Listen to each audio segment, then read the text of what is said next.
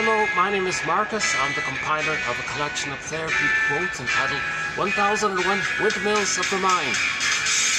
The collection of quotes taken from what's often called the psychodynamic or the psychoanalytic perspective, which long ago, as I understand it, was referred to by some as philosophical medicine or narrative medicine, helping one to be their own story doctor, helping one to fix their story. The idea being that if a child has a life event, an event that's part of his life story, whereby that life event story causes him to freeze up inside, so to speak, to be afraid to enjoy the present, then he's not enjoying the present. So we need to raise consciousness here to heal this. We want our consciousness to rise.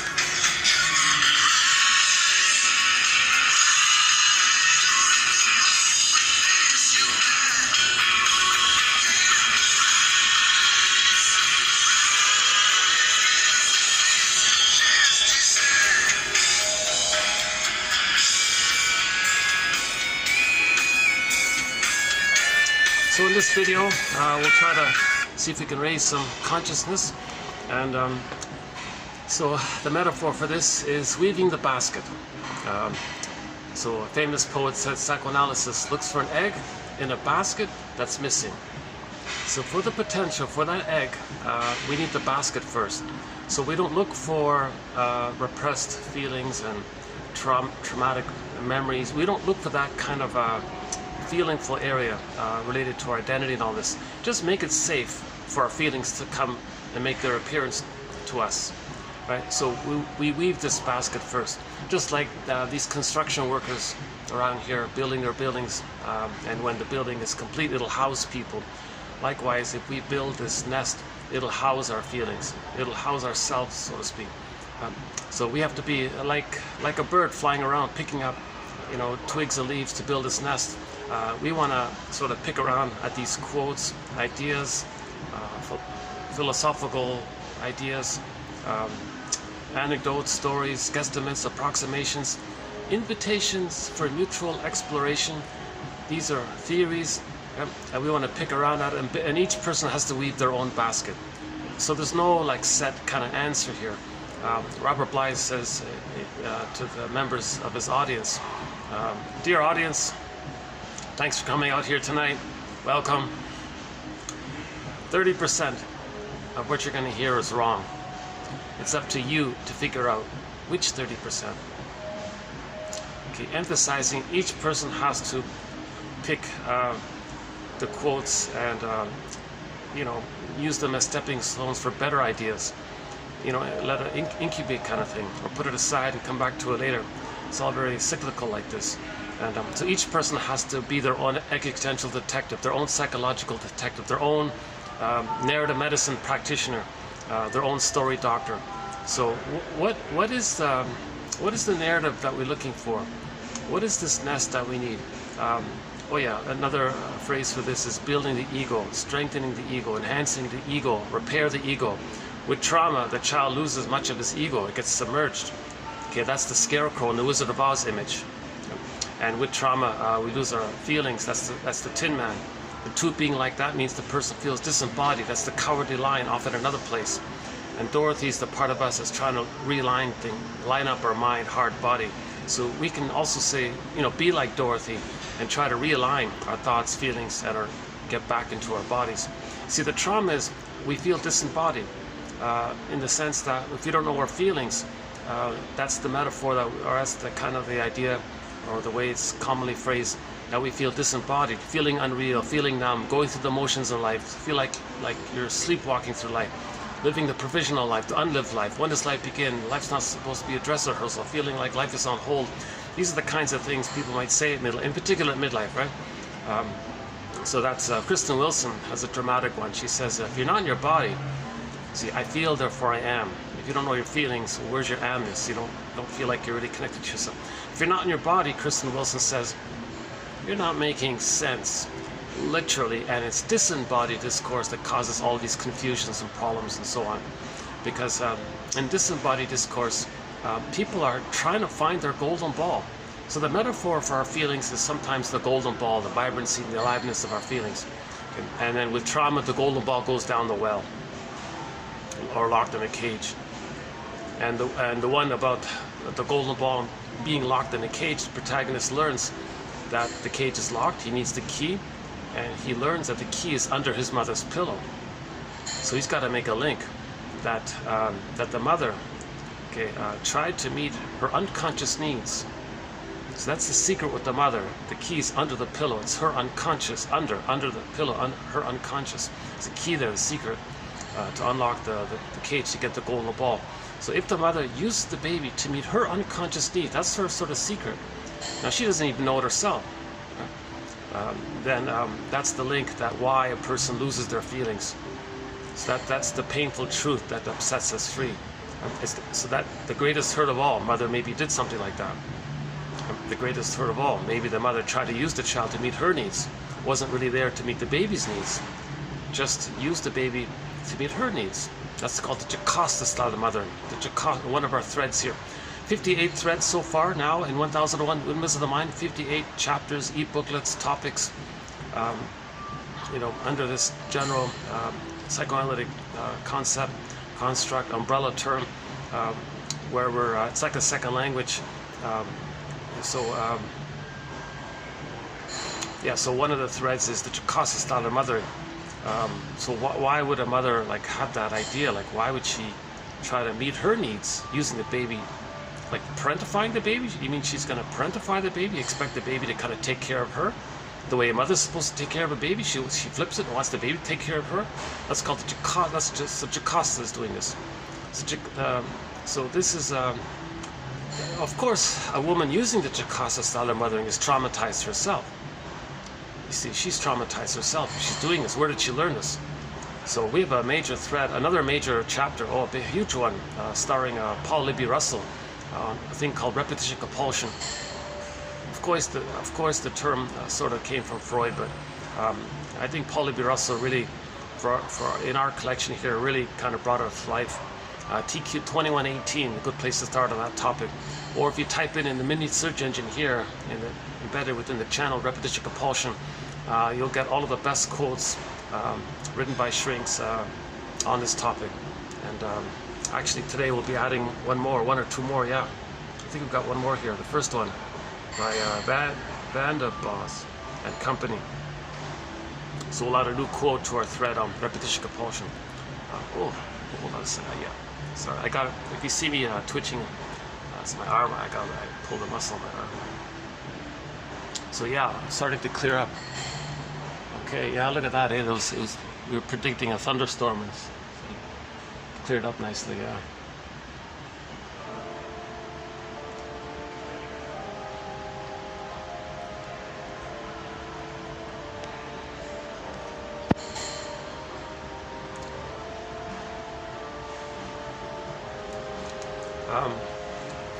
I gotta say, if I may say so, some of the recent videos have been really quite top-notch, some sparkling quotes. I felt like my commentary was not too bad in the recent videos.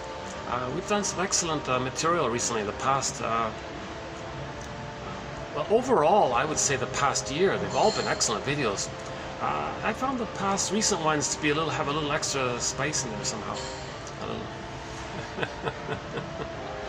Today might be a little lighter in terms of content, just mainly some terms and definitions by different authors. So we'll be doing the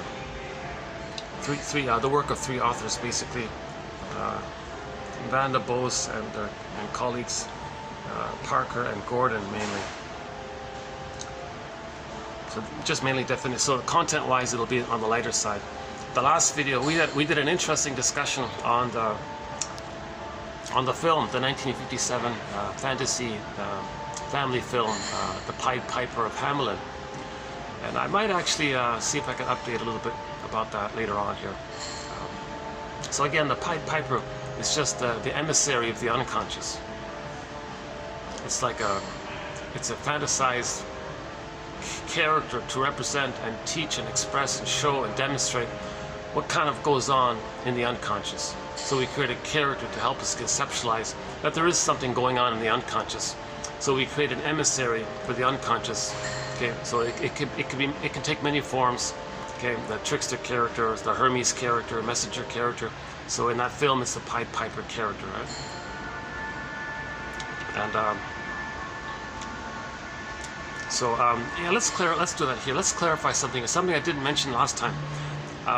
So first of all, the phrases that we use nowadays, it doesn't mean what the film is teaching. Okay, so that film, that story is kind of like the Wizard of Oz kind of thing. It's a fairy tale. So myths and fairy tales are true on the inside, not on the outside. They describe inner processes. Every character in a myth or fairy tale represents aspects of one person's mind, kind of thing. Okay. So nowadays, if we hear the phrase, oh yeah, watch out for the guy, he's a real Pied Piper, that guy, meaning he's going to cheat people, deceive people, mislead them, he's a con man, and so that's how the current kind of contemporary meaning of the term is. Or sometimes they say, oh, you got to pay the piper. It means you owe him something. Okay, but that's a concretization. It misses the true meaning of the story. Okay, so again, the Pied Piper is just describing the processes in the unconscious. It's just what is. It's just its nature. It's not like a narcissist judgment. It's not like nobody's punishing anyone. It's just describing what takes place. So, for example, that expression, "pay the piper" kind of thing. What that really means in the fairy tale means you gotta pay attention to your unconscious. Pay the piper. The piper's like the unconscious, colorful unconscious music, in a right brain, music, right brain. So it's in the right. If a person doesn't pay attention to what they repressed or what they're repeating, what's in the unconscious, if they don't pay the piper, it means they don't pay attention to their unconscious. They don't pay attention to their unconscious self, secret self, second self, double self. Okay, so there's the one who walks with me, who's not like me, who is me. Okay, someone's living my life and I know nothing about him. Okay, meaning in literature, there's a thing called the double self. Okay, so Robert Bly does it, I think, best. He says, by the age of 5, so much of who we really are, who we're meant to be, our golden ball, our feelings, our developmental path, who we'd be had we been loved and got the psychological birth, all of our lost potential, kind of got squelched or repressed into the non-reporting brain, the unconscious, non-reporting brain. Okay, so the non-reporting brain is basically the implicit memory system, the pre-verbal memory system, this pictorial, that fantastical world of the unconscious. Okay, so the myth and fairy tale, it's different logic. Alice in Wonderland, the cat in Alice in Wonderland says, oh, it's all mad there. Condensation, displacement, no time there, things can flip. It's a different, the unconscious is different. So a lot of our truth kind of gets repressed, recorded into the non-reporting brain or the unconscious. So Robert Bly's metaphor, well, since we don't know it, it's dark, we don't see it. Well, it's kind of like, well, let's imagine a bag that we drag behind us to represent the non-reporting brain. So we put all these memories and imaginings of what happened to us. It's in this bag, put it this way. So he says, by the age of 5, so much of who we truly are gets lost into this bag. We carry this bag with us all of our lives. We drag it, this long bag kind of thing, right? And the idea is that we spend the rest of our lives trying to get back the golden ball. So we're talking about getting back the golden ball. I feel, therefore I am. If we lose the golden ball, that means a lot. That means we feel numb, we feel frozen, we feel petrified, turned to stone, unreal, wooden. Okay, all these expressions, right? If the golden ball is missing, then we're not enjoying we can't enjoy the present. Okay. So the golden ball, that's a trauma in the past. We're going to be stuck living in the past because we're afraid to enjoy the present. So we want to enjoy the present, so we got to get the golden ball back. So we got to kind of have some kind of face some of this painful truth. For example, did a person's mother use the Jocasta style of mothering on the child? Okay, so that point was made in the Odyssey when Odysseus went into the underworld. He saw his mother there, and then he saw how he betrays himself. he does to himself what his mother did to him. That's Agamemnon. Does it again and again. He sees Sisyphus in the underworld. When Odysseus looked into Sisyphus' face, he saw that it was his face. So now we're paying the piper. We're paying attention to the truth. We're paying attention to what happened and what attachment style did we create. What are we repeating? What are we transferring? What are we projecting? If we don't know ourselves, we're going to project like crazy because we're afraid to know it's within. If something's within, we don't know it, we say it's out. So to pay the piper means you got to own your projections and to admit that what you're saying about others, very often it's just code for what's within that you don't want to admit. That's called paying the piper. Now, back to the film, when they don't pay the piper, so the mayor was sort of like the lead, in there.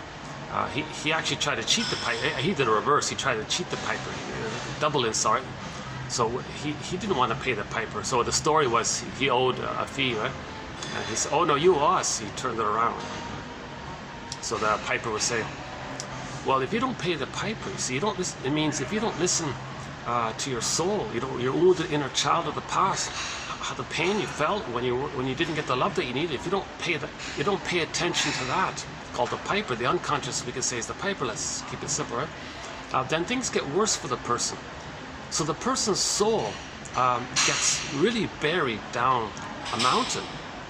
See, in the beginning, the children, the soul, were lost in the forest. They're hungry, they're starved, but they can sort of come back. You can sort of save them, right? Now, at the end of the story, the imagery, okay, in dream world, things flip. There's no time, right? The imagery is that the children were sent into the mountain. So the Pied Piper isn't punishing the children. He's just that imagery is just to describe the process.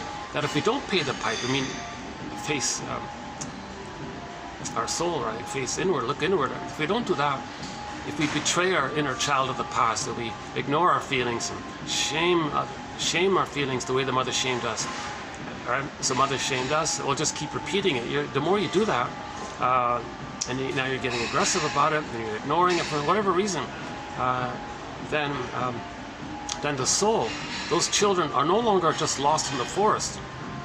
The mountain opens up, and the children went in. The mountain closed up, and you couldn't even hear them anymore. So the feelings were really buried. Okay? So it's harder to get back our feelings.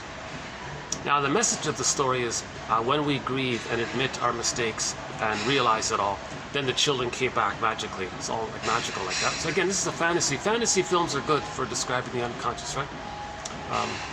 So that's the true meaning of pay the piper. It means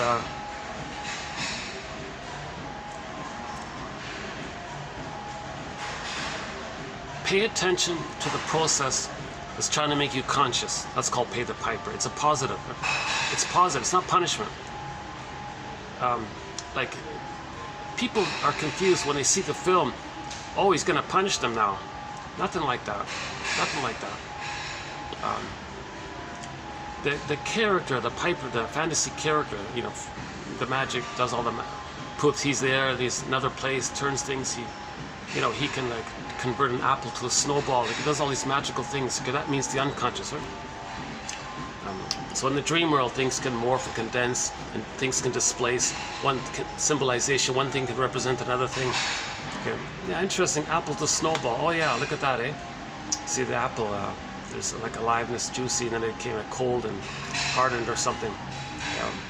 There's probably more. I gotta update. I'm gonna update that one about that film. I'll watch it a second time. I'm sure we'll update it. In the last video we posted, I think, 3 good quotes from that film. And in the discussion I made some other references. It's a fun film. It's kind of all in rhyme. Everything's rhyming, you know.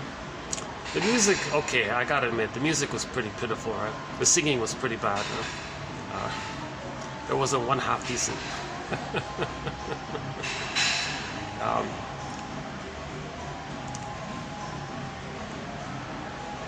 But another point we were making, that the actor who plays the piper, the emissary of the unconscious, that same actor plays a character in the conscious story.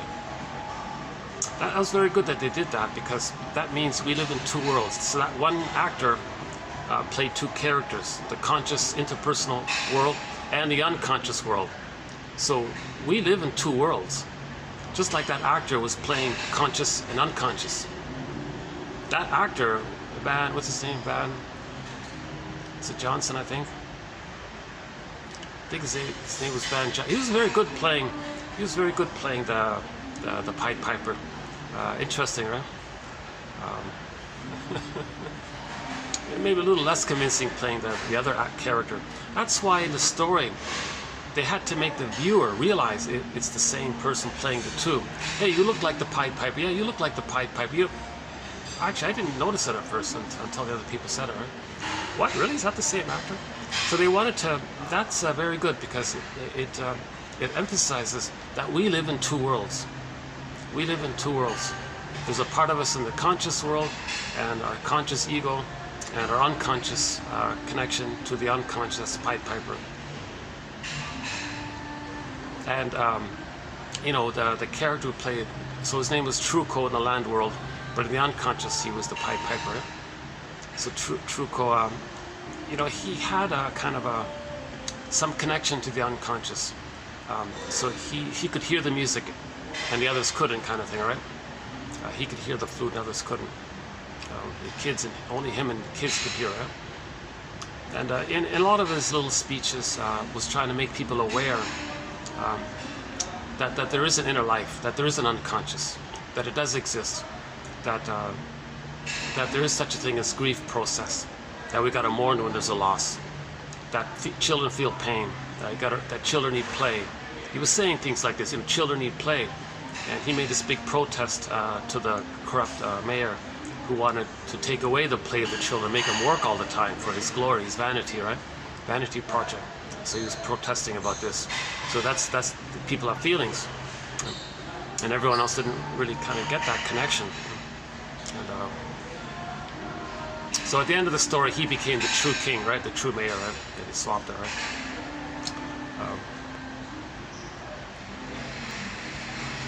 So in other words, in conclusion, the phrase, the true meaning in the terms of soul repair, being our own story doctor, that true meaning of pay the piper means pay attention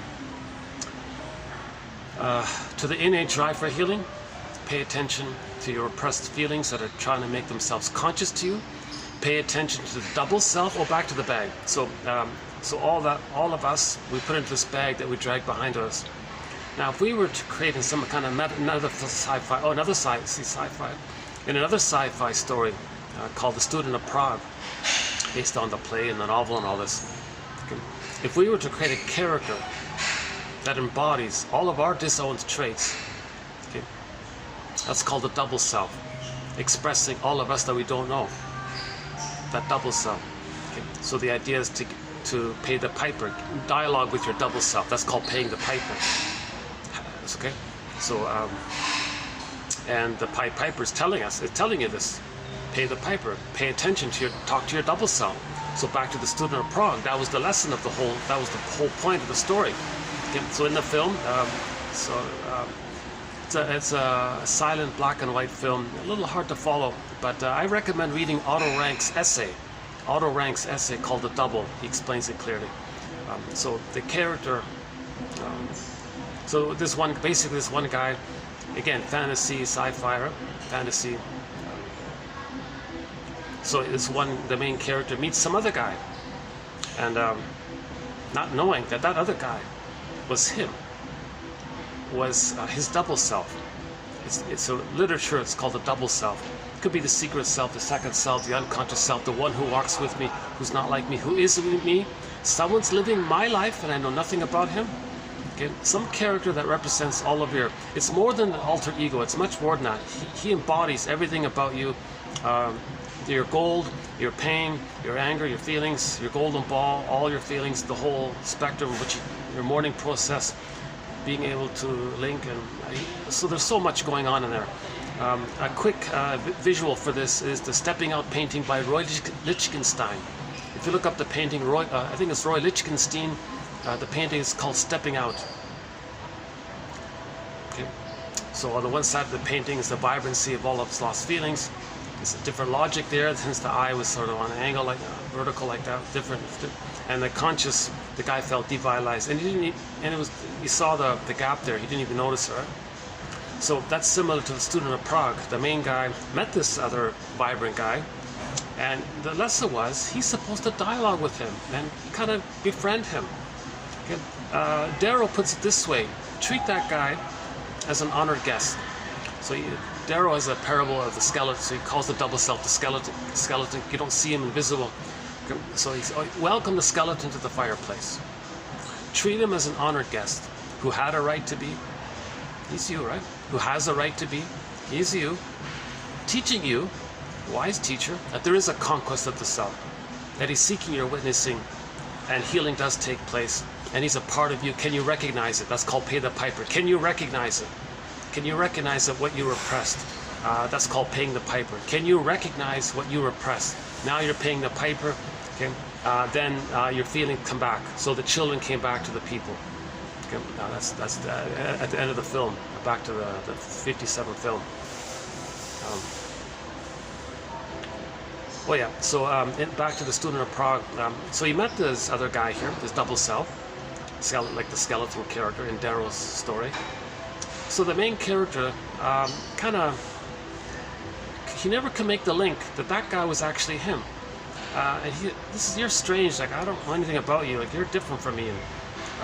And he argued with this guy, got into a big fight, and finally when the protagonist hurt that guy, he was hurt. And then on the tombstone it said, here's a guy who wrestled with himself, fought with himself and lost, or something. I forgot the exact wording of it. So that was the lesson for the viewer to see and make that teaching point. See, playwrights are teachers and psychologists, right? So the playwright, whoever it was, I forgot. What was the playwright? Not Ibsen. Oh, I forgot the name. Yeah? So the teacher, I guess, was making the point, dear reader, here's the lesson. If you don't pay the piper, you'll feel numb. You'll feel emotionally devitalized. You'll feel wooden. You'll feel unreal. The Velveteen Rabbit. You'll feel like the Velveteen Rabbit. You'll feel like really flat, missing, stone, petrification, etc. So it's metaphor. It's not literal. Don't take these things literal. Myths and fairy tales are metaphors for internal dynamics. Myths and fairy tales are psychological mirrors for what's going on inwardly. Myths and fairy tales describe a traumatized psyche. All of the characters in the myth or fairy tale represent elements, psychological elements of one mind. They're soul stories. They're like dreams. Okay, they're expressions of the inner. Okay, so we live in these two worlds. Just like that actor Van Johnson played the two characters in the conscious world and the unconscious world. A similar idea is that in the French fantasy film called Two Worlds. I mean the comedy one. Not the other disturbing one. There's a comedy French film called Two Worlds. And that guy literally was zooped back and forth between two worlds. His interpersonal, current, contemporary life. And then and he was dysfunctional, all this. So then he had to pay the piper. He was zoomed down into this other magical fairy tale world. Then he kind of interviewed people there and got to know things, what's going on, accepted himself, okay, came back to the land world, and he was a little better. And this went back and forth kind of thing. And at the end of the film, he was more himself. He was more confident. He was more of his true self. Whereas in the beginning, he wasn't like that, right? Similar to the Phantom of the Opera character. Phantom of the Opera, the story, she goes into the basement. Again, under, basement, unconscious, symbol for the unconscious. Faces that scary dude there. Okay, no, not a separate character. Okay, just a fantasy, imagining to represent the singer's own pain, shame, rage, etc. So she's dialoguing. She's paying the piper, meaning she's dialoguing. She's respecting the unconscious. She's respecting this innate drive for healing. Okay, this innate drive for healing is paying the piper. Talk to your double self. Get to know the scary character, because that's you. That's your disowned pain, shame, and rage. Remember, a lot of yourself is in the bag. So as you kind of accept things and see things and make links and ahas and forgiveness, forgive your parents. They were traumatized. They were repeating. They didn't know what they were doing. They're people. We're homo traumacus. go on this kind of forgiveness journey, right? See your parents as not being like as people beyond being parents. Rosanna, dear child, the more I learned of my mother's story, the more of a person she became to me. In the last video, at the end there, I played Bruce Springsteen's introduction to a song he gave in Toronto. So go to the last video towards the end. We played that there. Okay. So that scary dude was her double self, basically. She dialogued with herself. She's paying the piper. She's doing the healing. She's cooperating with this innate drive for healing. Okay, when you cooperate with this innate drive for healing, you're paying the piper. You're respecting yourself. So pay the piper means respect your feelings, like respect, like the truth of your inner child. Respect what really happened. Honor yourself by knowing your true psychological story. Honor your parents by knowing the true psychological story. Part of that psychological story is that if you're idealizing the parents, okay, that's the splitting mechanism. If you're very much devaluing your parents, that's also the splitting mechanism. Either or thinking. That's trauma. In trauma, they either or. So the goal is to see the third side of the coin and see them as a whole with different aspects, more realistic, three-dimensional persons in their own right. Again, Bruce Springsteen. Your parents didn't know it all. They couldn't do it all. Still some blessings. Too young to realize it. And you're startled to realize that they're just people. You're startled at their humanity. Oh my God, they're just people. That kind of thing. So see our parents as three-dimensional, as people who are traumatized, and they're replaying and repeating something. The parents are probably traumatized. Identify what record are they repeating. So we'll get to that in a minute about the record. Okay, so in trauma we create this record and we keep repeating it, called repetition compulsion. So identify your parents' repetition compulsion, their record. What are they repeating? What stubborn thing are they doing over and over again? Okay, with the fantasy that by doing so, they're going to change what happened in the past. And they're not aware of it. That's the issue, right?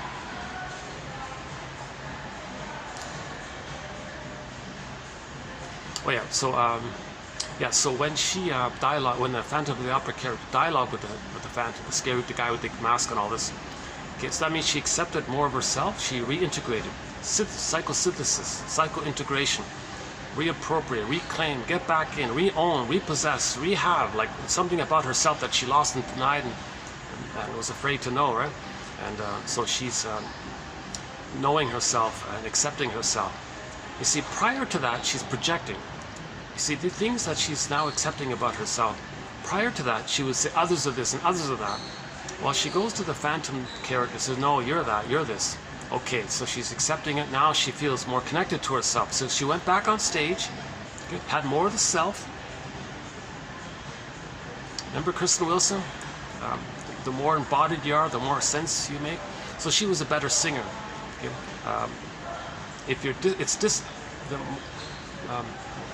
It's disembodied discourse. Oh yeah, if you're not in your body, you're not making sense. So she got more of her sense of self, so she was a better singer. That was the main idea, right? So she was more integrated, she was more whole, she was more herself.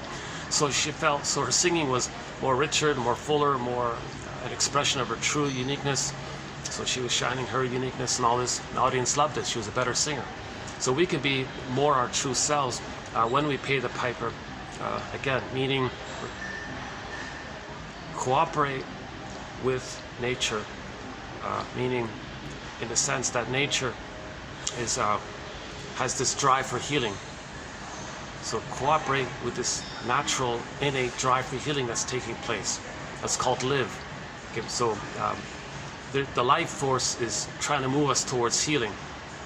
Now sometimes when we reject that, when we don't pay the piper, that Pied Piper character at that point, he could morph into like an evil kind of character, right? He can morph into an evil character. Because Von Franz explains that when there's a real block there and we don't want to cooperate with our drive for healing, right? It's very common and popular. You either grow and heal and develop, or you regress and things get worse, etc. So if the person doesn't cooperate with the healing, that Pied Piper character can become a symbol for that can be the anti-life. Okay? So he could become the reverse of live, L-I-V-E, the reverse, E-V-E-L. So you can create the evil character there. And then, but that doesn't mean it's punishing you. It's just meaning to represent that when we don't cooperate with the natural drive for healing, learning about ourselves, know thyself, heal your soul, you know, emotional hygiene, spiritual hygiene, you know, forgiving your parents, why am I doing this, introspect. Like when we go against that,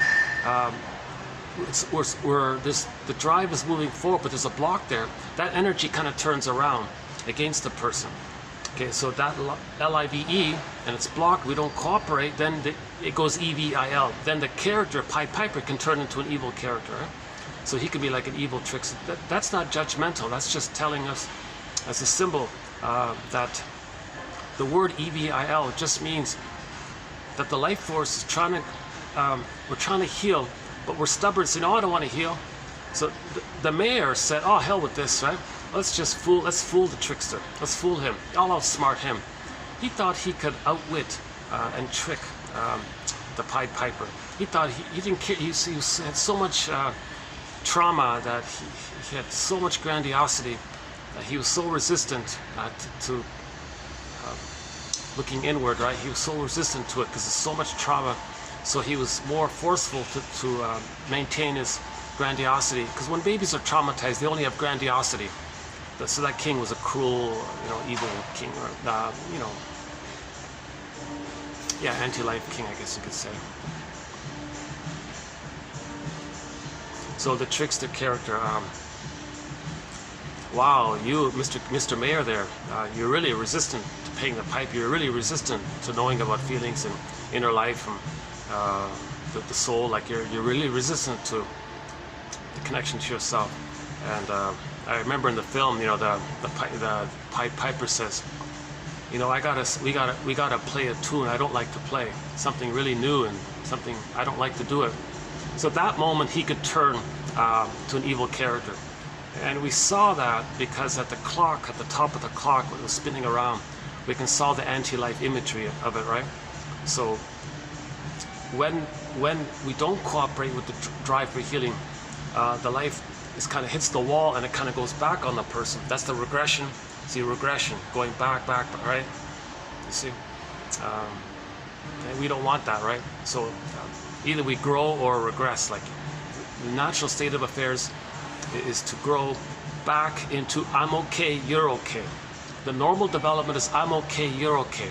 But we're homo traumicus. Most people have something. I'm talking about North America.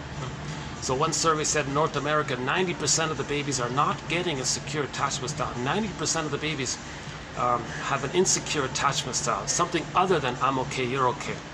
Okay, and it subdivides the various versions of it, the stinger personality, the clinger personalities, and so on. We talked about that in the last video, actually. So maybe I won't do it this time here. So anything other than I'm okay, you're okay is trauma, but this innate drive for healing. So we gotta pay the piper, like cooperate with this innate drive for healing, like pay respect to the unconscious forces that's trying to move us towards healing. That's what it means, right? Now, if the trauma is so great and we resist it, then at some point a very sad thing takes place.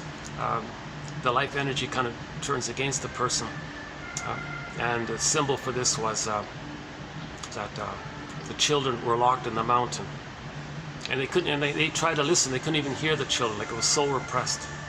So they're very far removed from their soul, right? Again, the repression can take many forms. Usually it goes down. It goes down. Like the earth opens up and this core gets pulled down. Golden ball goes down the well. Usually it goes down, kind of thing. But the mountain, they just made it horizontal. But it might as well go down. If it's like locked in a cage, so locked in a mountain, similar idea, right? So the imagery of repression can take many forms. It could be Valamon was zooped up the ice mountain and locked in a room in the ice mountain, right? Joy and sadness in the Disney film Inside Out got zooped up this tube. Presumably the tube went around and went unconscious. Anyways, when something pure gets zooped into some other fantastical world, okay, that's called repression. Okay, so this repression imagery can take many forms. Something pure, innocent. Okay, in the Atalanta myth, the myth of Atalanta, king sends the baby into the forest. So the pure baby is lost in the forest. Forest usually is dark, you don't see, it's not clear what's inside. So something pure is lost in the forest. So that's called repression. Something pure, like that. Right? Atalanta, the maiden, on the field, earth opens up, she gets pulled down into the underworld. The underworld, okay? The unconscious. The main emotion is shame. Okay? So the fiery imagery, the hell scene, it's a metaphor for the emotion of shame. The emotion of shame, this burning, biting feeling. Okay? Think of myths and fairy tales like artwork. Think of it in that way, right?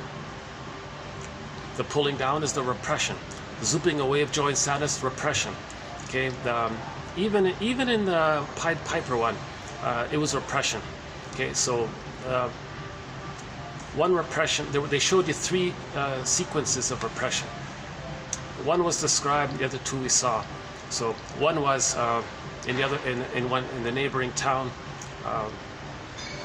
The children had to flee into the hills, and they were starving and hungry and lost in the forest. That's one repression.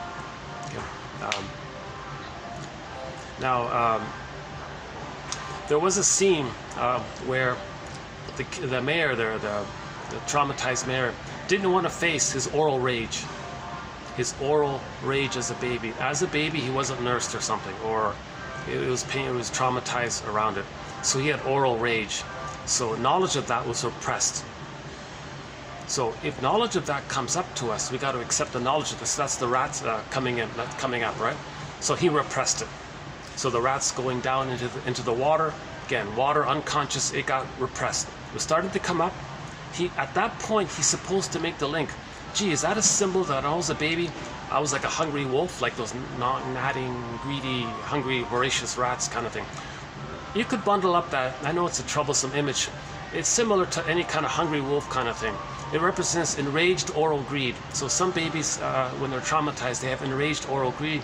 A common symbol seems to be people project that when they see rats, so it may go in the unconscious. So the imagery might be like a rat, because we see rats, how they behave, right? So he said, oh no, I'm not going to face this knowledge that what my mother did to me, or what happened to me. I know it's too embarrassing to me. So it's called repression. So the scene of the rats going back into the water, that's another image of repression. So he's going to deny the knowledge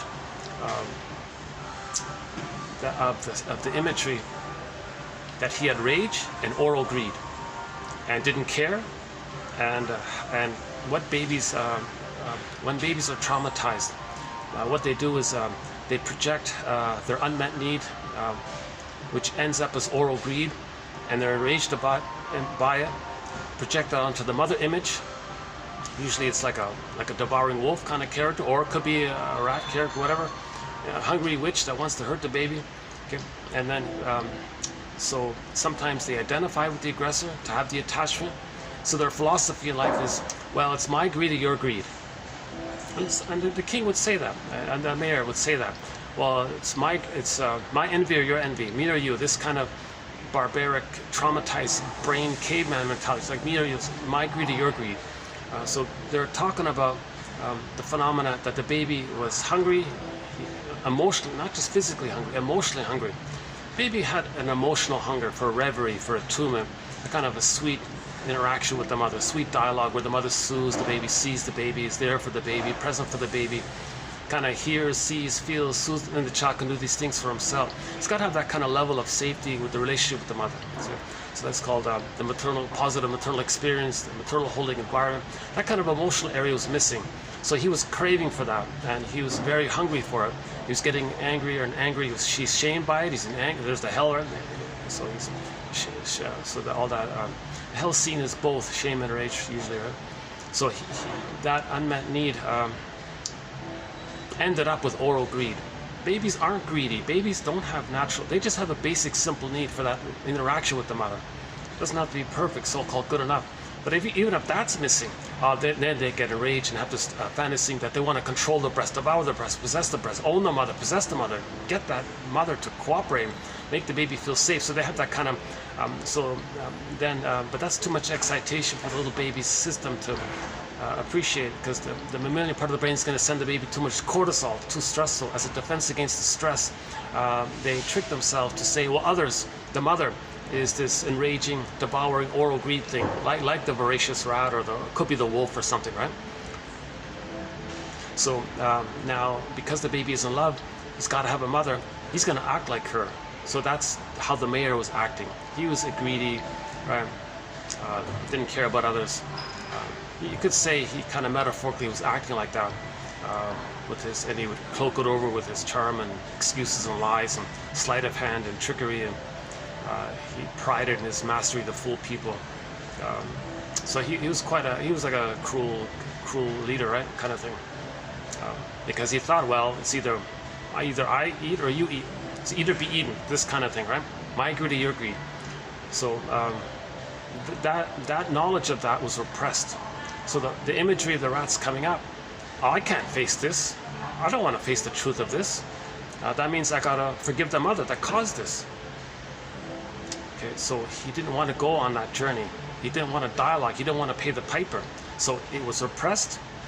After that scene, when it was repressed, right? After that second scene, so the first repression, children lost in the forest. Second repression was the deeper knowledge of the missing mother, basically, missing good mother, basically. Okay, then after that, the unconscious force, okay, as explained by the unconscious's emissary, representative, the Pied Piper. So, okay, well, I'm very sad of this outcome. You had a chance here to listen to others and to consider others and change your ways, kind of thing, and be curious or something. Your trauma is so great. What happens is now it turns against the person. So the children were no longer just lost in the forest. The children were locked in the mountain, this thick granite, and no one could get it out. And they made a point about this, where they were blasting the mountains, and there was no result, no effect, kind of thing. But they saw that the kids went into the mountains, you know. So that means it's really lost. So that person really, then the land, there'd be despair in the land and all this kind of thing, right? So the only thing that turned around was so it's a happy ending. It's a happy ending means things are going to get better. Okay, it's the beginning point of turning around where things are going to get better. It's not this magic perfect solution, but the point was finally the people came to their senses somehow. I think the turning point was where the king wanted to scapegoat the guy who's trying to help everyone. The king said, no, that person, he's fooling you. So he's projecting how he always fools people. Okay, the nice person, so the line was escape, to avoid their wrath, escape the goat. What is it? I know it by rote. I know the routine by rote. To escape the people's wrath, escape the goat. Check out the last video. So he would use the silver tongue thing and try to convince the population that the reason the children are gone is because of that guy. He was sympathetic to the Pied Piper. He even looks like him. Let's scapegoat him. It's his fault. And he actually tried to twist the word twist and sleight of, right? Finally, he does so much of that. I guess finally people kind of come to their senses. Really, you think scapegoating the innocent guy who's just saying flowers, that we should be honest and with ourselves. That's the problem. And he managed to try to twist it around like that. So the population said, no, you getting us to scapegoat this guy doesn't bring back our children, kind of thing. This is a trick that you're doing, and you've done it before. So now they're coming to their senses. Okay, so this is like at midlife, when a person realizes that their rationalizations, their self-excuses, their grandiosity, there's something wrong with that, right? It's trauma. That's trauma. So people are saying, yeah, there's trauma here. We got to mourn.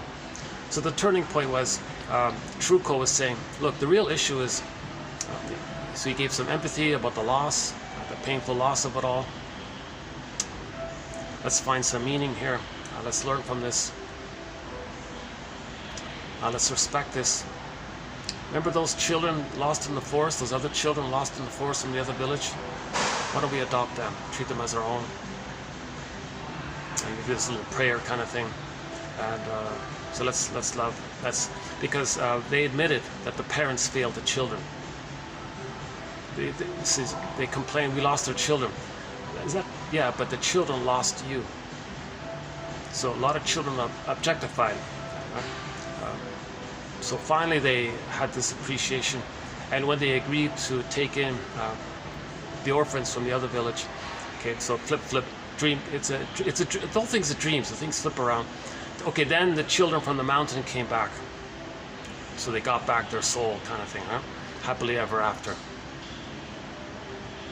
Then now they're going to begin happily ever after. They're going to treat their children as little people, respect them as people. And the townspeople demoted the abusive mayor and made Truco the true mayor of the town. That's like a turning point where we look inwards. That's a midlife scene. So we could call it like a middle tale. So middle tales are that point when we turn inward. Okay, so the pattern is when the baby's traumatized, they take refuge in the archaic belief that it's all about them. Okay, so the theory about this is that the baby in the uterus, okay, thinks it's just only him in there. No, but nobody's presented the theory that the baby thinks that maybe he knows that he's a little person inside his mother who's a person, and there's separate people there. That there's some kind of he's a he and she's a her, and there's people all around. No one's offered that theory. General consensus is he's in the amniotic sac, his eyes are closed, he's floating around in this blissful state. Now he has his innate golden ball. We're all born with the feelings there, assuming there's no prior prenatal trauma. He has his golden ball, so he feels pretty good. He can enjoy the present. Now the grand power of the mother, he thinks is his. So that's called infantile megalomania, grandiosity. Okay, so imagine like a baby cloud blurred in with the bigger cloud, and the baby cloud thinks the bigger cloud is him. That's infantile megalomania. So the baby thinks that the grand power of the mother that's feeding him and taking care, that's his power, and his needs and little thoughts or wishes automatically get met. Is he like he's something special? He's like a little god or something. So babies in the beginning may think that they're little gods or kings, or are they like the center of the universe or something? Are they the whole universe? Like everything's just them, everything serves them, it's just all them. So the narcissist, that's the key feature of the narcissistic personality pattern. They think it's just all for them, everything's just them, kind of thing, right?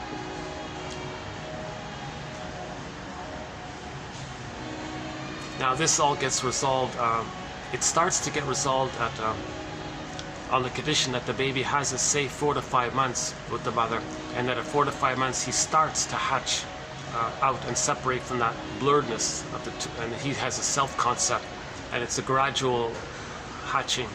And then at 18 months it's mainly dissipated, the grandiosity is mainly dissipated.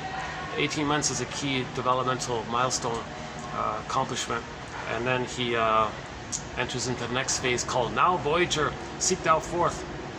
Okay. Whereas prior to 18 months, the world was his oyster, everything was for him, love affair with his oyster. Okay. So he thinks now he can walk, crawl, and run. He's got superpowers, and he's very delighted, he's very excited. He thinks it's all him. At 18 months, it's a developmental milestone. If he isn't rebuffed or traumatized somewhere prior to that, he'll be very curious. And I see, okay, wow, it's something very new here. Now I'm like born, more born. It's more reality here. Now he understands. It's a pleasurable result. It's the truth. The truth sets you free, right? The truth. Oh, I see, it's me here, and there's people here. Well, I gotta learn here. Okay, now Voyager, seek thou forth. He's gonna be more an explorer. That's called the rapprochement phase between roughly 18 months and 36 months. I'm just simplifying it. And then, so if he isn't rebuffed during that time, then at 36 months, he has more or less his psychological birth, meaning 3 years of memories of the mother meeting his developmental needs. Okay, the developmental needs. Okay, just roughly, his developmental needs is A, he's got to latch onto the mother. He's got to have a safe nerve line with the mother. He's got to have like a connection with the mother. He's got to have a safe, secure attachment with the mother. Okay, this takes place, key point here, at biological birth. Again, my disclaimer, I'm not a doctor and all this. I'm not a doula, I'm not a midwife, etc., etc. I only BA, compile the quotes, just discussing, learning, sharing, brainstorming here. Keep that in mind. Robert Bly's words as well, 30% is wrong. It's up to you to figure out which 30%. Klaus and Kennel say that the moment of biological birth, the mother produces lots of hormones. That helps the baby to bond to the mother, to have that latch. So baby's placed on the mother's front. He has his innate expectation. He might even be searching around. He finds the nipple, he suckles, he latches, all is good. Now the cord's got to stay. It's called a lotus birth. The placentas should stay. It's called a natural childbirth. Okay. People complain it looks messy and all this. Big deal. Just put a bed sheet over the cord. The placenta comes out a day later or maybe 2 days later. They say, okay, big deal. Just put it in the bowl. The bowl can sit beside the mother on the bed.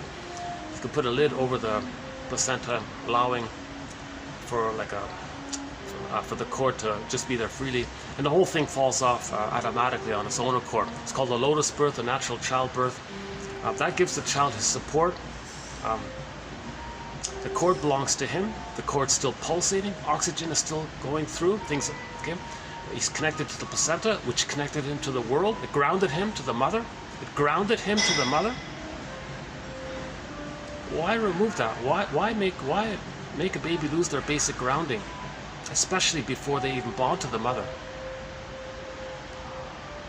Okay, later on, that can be nightmares of falling and all this. They said, because he's like falling. Where's the mother? He was grounded before, now he's falling. So why terrorize the baby like this?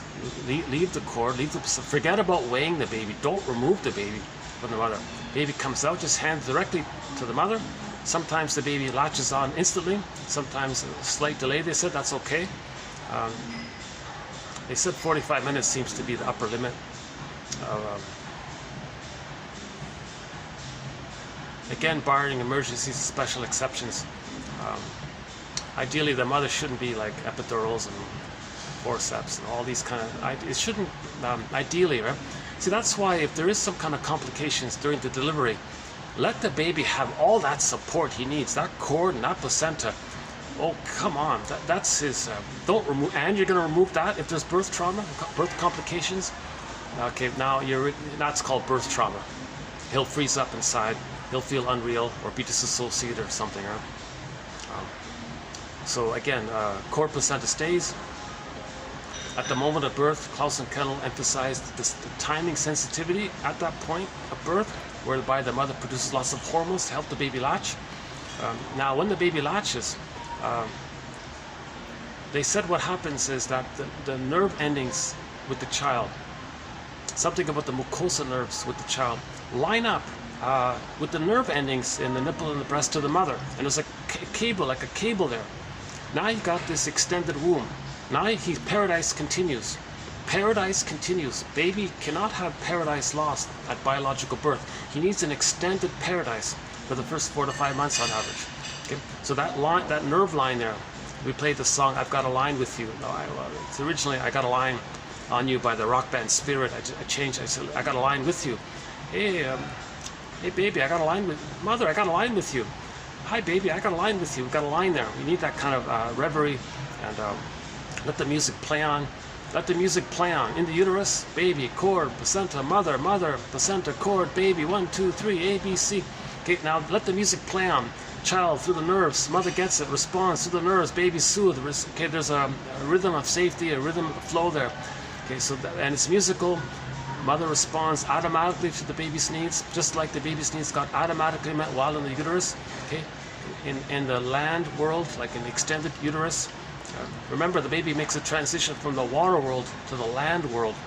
In the land world, he needs a container, like not just physical feeding, not just physical safety. He needs that, again, that emotional reverie with the mother, meaning the mother has like this sense of presence for the child. Hey, child, I see you're here. I'm present to you. Oh, he can be present to himself now. Mother sees, hears, feels, soothes the baby. Child can sense himself, self-esteem is there. He can feel and hear, he can soothe himself now. Whatever the mother does with the baby, the baby's neural networking gets laid down. Human connections lead to neural connections. Because of the fusion, and the baby's brain being so malleable and laying down imprints based on interaction with the mother, that's what we're looking for. That's what the baby needs, this interaction with the mother. That's why if this interaction has failed, that's why it's often called a relational trauma, an interpersonal trauma, an attachment trauma. Sometimes it's like a strain, like with the mother. It's a constrained trauma. It accumulates trauma, that kind of thing. And this causes their emotional development to be arrested. Arrested development refers to the emotional development. So emotional arrested development, developmental arrest in their emotional area where they freeze up, okay, or they're fixated or stuck at some point between birth and 3 kind of thing. So if the baby gets that his egg needs met, okay, again, we're talking about the psychological birth, right? So the psychological birth of the baby just doesn't automatically, magically appear with the biological birth. Biological birth takes place quickly. But the psychological birth, he's got to go through this process. The process is, first, he's got to have a secure attachment. If he doesn't get that secure attachment, then it's insecure. It's convoluted, it's painful, he freezes up, he's going to act like the aggressive mother onto others. He'll be negative in his life, or dysfunctional in his life. It depends on when it takes place. If it's before 18 months, he'll really be more negative towards others. If it's between 18 months and 36 months, he'll be negative towards himself. So yesterday's video we explained this theory about this. That's an important, that's a key theory. Maybe I won't do it here in this video.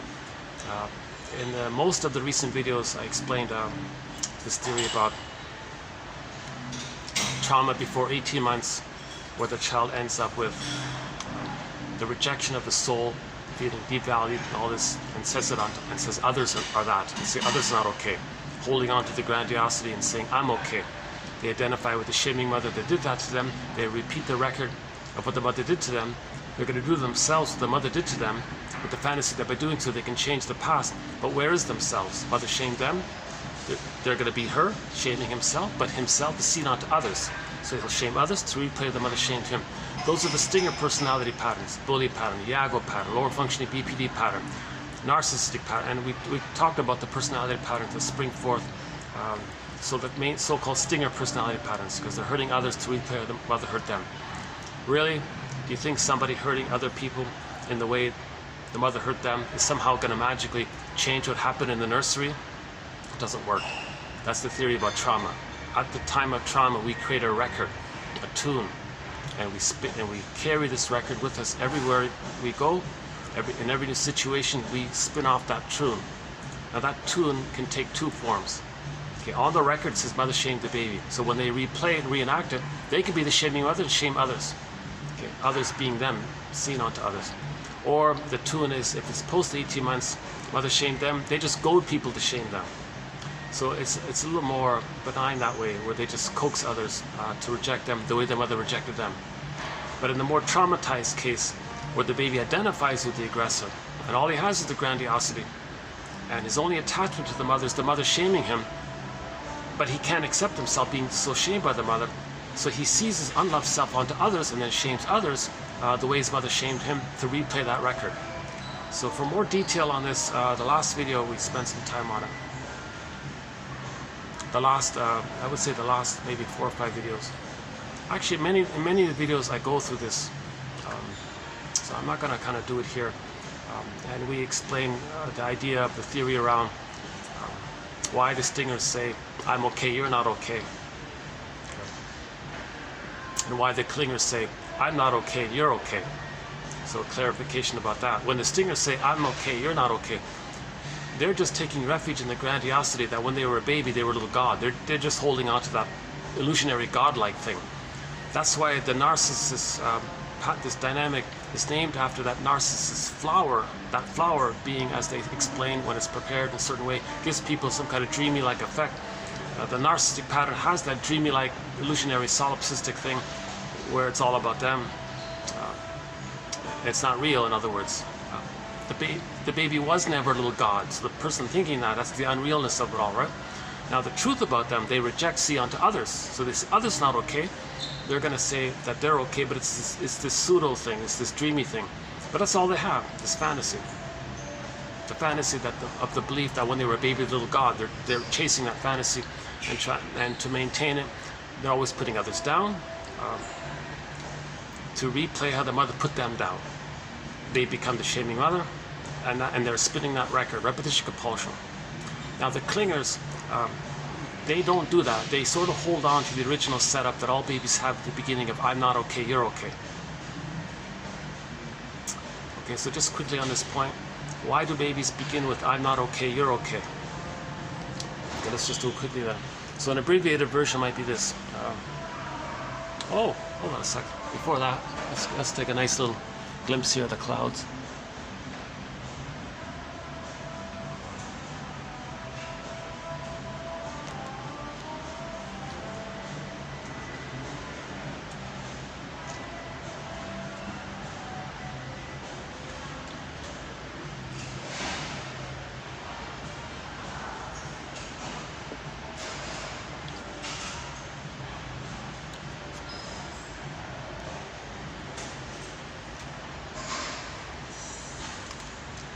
No, I could. I might be able to use the fourth floor for a bit because their function just finished. So I started here. Can I just stay here? It's nice to walk around. Give me a little stretch here. Walk around a bit. Yeah, let's just visit the fourth floor. Hold on a sec. Let's do this.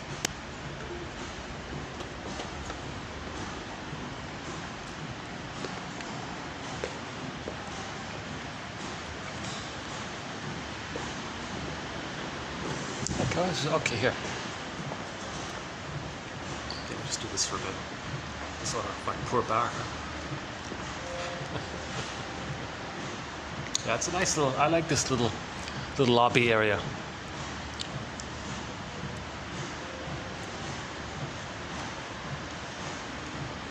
Between the lunch and the dinner, it's quiet around here, and they let me use this lobby area. Thankfully. Sometimes I buy their overpriced coffee downstairs. So, in the uterus, the baby is considered to be in his natural state for that time. Okay, meaning he has his golden ball, so he's enjoying the present, assuming there's no prior prenatal trauma prior to it, where he'd be frozen in that past place. So let's just say the baby has his golden ball. Okay. He's in the amniotic sac, and he thinks it's all just him. And all of these things are automatically met. It flows. It's musical even. So he's in the Garden of Eden. He's in paradise. Avalon. The rock band Heart has a song about Avalon, right? Nirvana. Shambhala, Shangri-La, this beautiful paradisical place, like in the valley, this beautiful place. So the baby's in this beautiful place called Paradise or the Garden of Eden or whatever. I guess every myth or fairy tale might have some version of this point. Okay, so he has paradise. Sometimes it's called the unico mystica, one with this big mystery, one with this big powerful mystery. He's one with it, so he feels pretty happy and powerful. Okay, it's a pretty good feeling, right? Robert Bly says life was good. Hence that joke: we spend the first 9 months of life trying to get out of the womb, and the rest of our lives trying to get back in, right? So when he's biologically born, if he doesn't get his paradise to continue, if something goes wrong, for example, he's removed from the mother. See, if he's removed from the mother, the hormones that the mother produced dissipate, babies return, the mother. Well, first of all, if he's removed, he thinks he lost his mother. Where's his mother? He's terrified. The baby doesn't understand time. He doesn't understand time. If he's separated from the mother at birth, put on a scale even for a few minutes, you put him on a scale to weigh him, well, that'll do it. He has the experience that he lost his mother. No baby can make it without their mother that early on. He's helpless, dependent. So in his emotional area, he freezes up inside. The golden ball gets swooped down. The children lost in the granite mountain already. So we don't want that kind of trauma, right? So maybe the bottle does it, because there's no reverie with the rubber nipple. It's like a block there. There's no communication. So a lot of little things can take place that block, that break that bond with the mother. Let the music play on. That bond has to continue with the mother first 4 to 5 months. If it's not there, the child may think, since he's everything and he's the universe, and suddenly he's in pain, is he defective then? Is he defective? He may think there's something wrong with him, that he's flawed somehow. That's part A. Part B, baby can't parse out where he begins and ends and where the mother begins and ends. Maybe, let me get a chair here. Hold a sec. Actually, it's not bad here. Yeah, let's get a chair here. Or, okay, hang on. Let's go to the floor. Let's try the 4th floor then.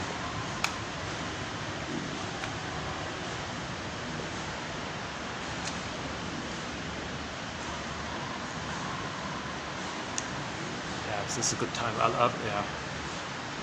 Let's see the 4th floor, because it's there's even more.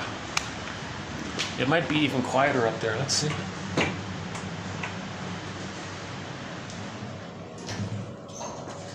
So the baby can't parse out where he begins and ends and where the mother begins and ends. It's called the stage of undifferentiation. Symbiosis, merging, fusion. Mother, okay, the oneness thing. If the mother's quote-unquote defective,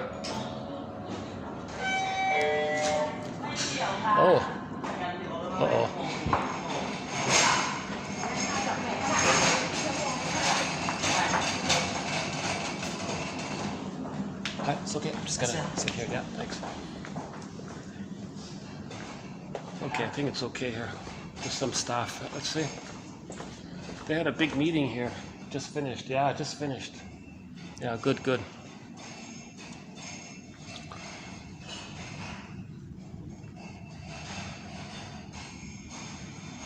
Oh, here's a nice spot, yeah. Oh, it's rare when I can get this little spot here to myself, but I'll take it now, yeah. Let me move the chair. Yeah, let's move the chair here. Yeah, nice little spot right here. I like the nice little spot here. Let's move the chair here. Hold on a sec. I had it set up for here, but I hear it's okay, right?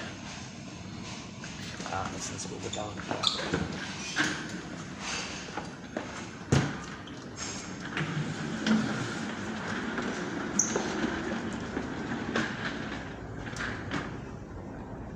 All right.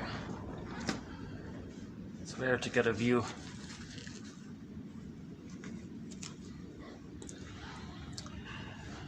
Oh, it's a relief. Yeah, it's nice. Yeah, it's nice.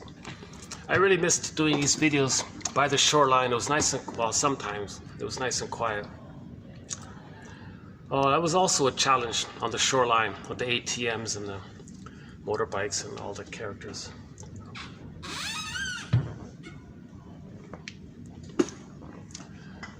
Yeah, voices carry. Sometimes I didn't realize when I'm speaking on the shoreline, maybe like a cottage nearby, like a kilometer down, would hear it.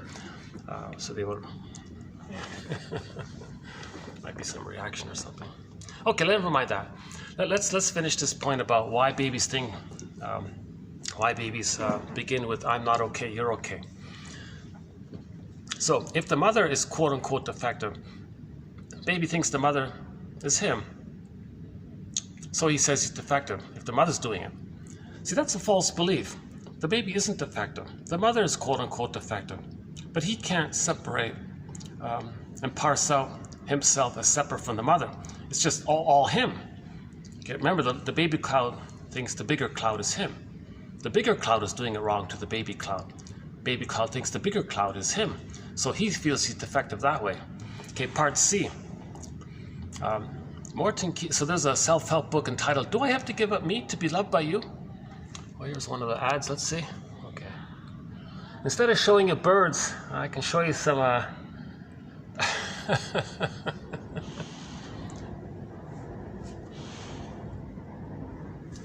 some sky tree. Yeah, there was once a little accident here we saw one time, yeah. Nothing serious.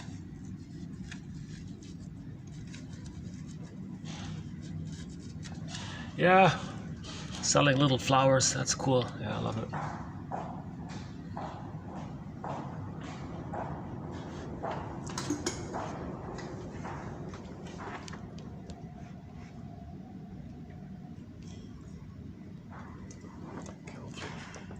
Oh, I think they do close this place at 5 o'clock or something. Oh, maybe I don't have much time here after all. Okay, right, so do I have to give up me to be loved by you? The baby's going to try his best to get his paradise. So he may think, gee, if the mother's not doing it, if my environment is defective, but I create everything, maybe he can fix the environment, i.e. fix his mother. So he'll try to fix the mother. In the process of trying to fix the mother, cure the mother, correct the mother, the baby may think that his feelings and needs somehow threaten the mother or bother the mother. Oh, mother, don't worry, I'll protect you. Because he's trying to get his paradise. So the baby thinks, okay, I'll freeze up. I want the feelings and needs. Does that please you? Will you change your ways? Are you comforted by this? And will you now provide the paradise for me? It doesn't work. No baby can magically convert a misattuned, traumatized mother, make her be a healed, healthy, loving, attuned mother. But the baby will try to save the mother. He'll try to have that effect. He'll try to make the mother be attuned and loving. So he'll do what he thinks, oh, here's that one with no ad. Okay, on this sky train here, my fantasy is that it says, be your own soul doctor. buymeacoffee.com/psychoanalysis. Heal your 10,000 quotes to heal your soul. 10,000 quotes to help you be your own existential detective. 10,000 quotes to help you be your own existential detective. Pay the piper. See, that's a funny, eh? You say that phrase, pay the piper, it automatically triggers some kind of like, oh, dad, your fear. It's not meant to be like that. It just means pay respect to yourself, to your wounded self. Pay respect to the wounded inner child of the past that's in you, and the memories around it, and the fantasies around it, and how you coped, and what mechanisms did you use to cope with it. Are you using the paranoid schizoid emotive experiencing? Or you think an either or. See, the more traumatized the baby is, the more he's going to say, well, it's either be eaten. My greed or your greed, either or. Idealize are looking for the fusion, symbiosis. If they goad people a lot, they're looking for the fusion. They didn't get the fusion with the mother. Okay? Games people play is part of that. Gaslighting is part of that. All this deceptive talk. And doublethink a part of that. Doublethink a sign of trauma. And if they're not aware of it, if they're not using it for therapeutic purposes.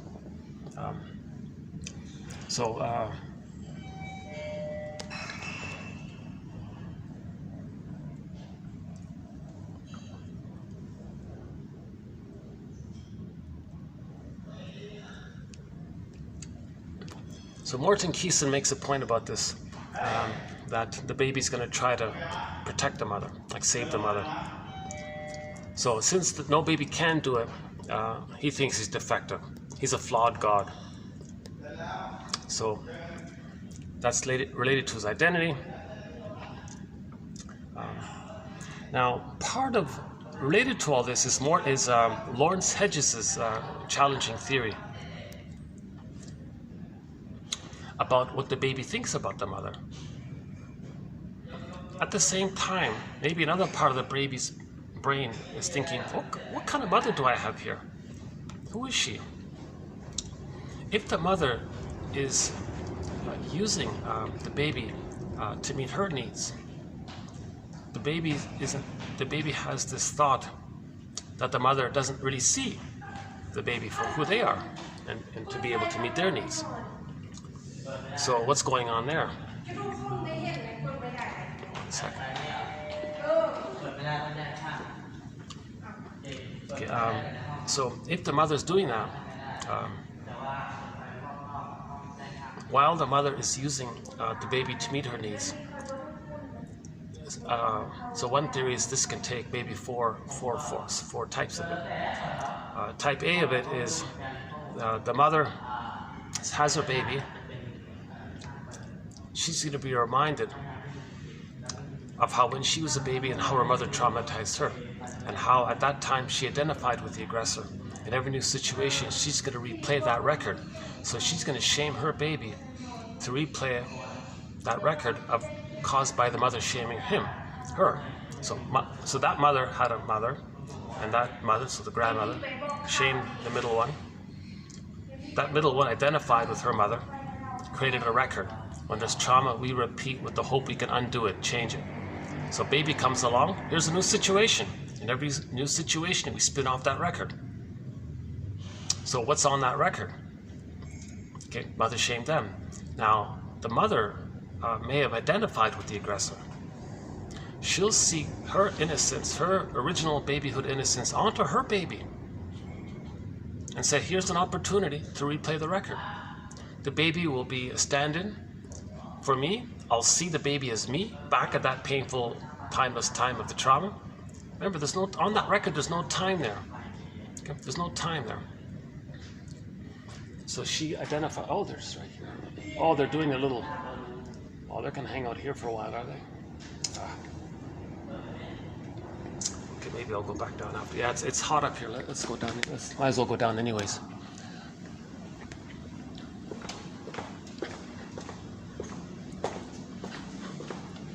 Yeah, they turn off the AC when the functions are over. Oh, that's okay. Let's go down. Yeah, okay. I'll come back later.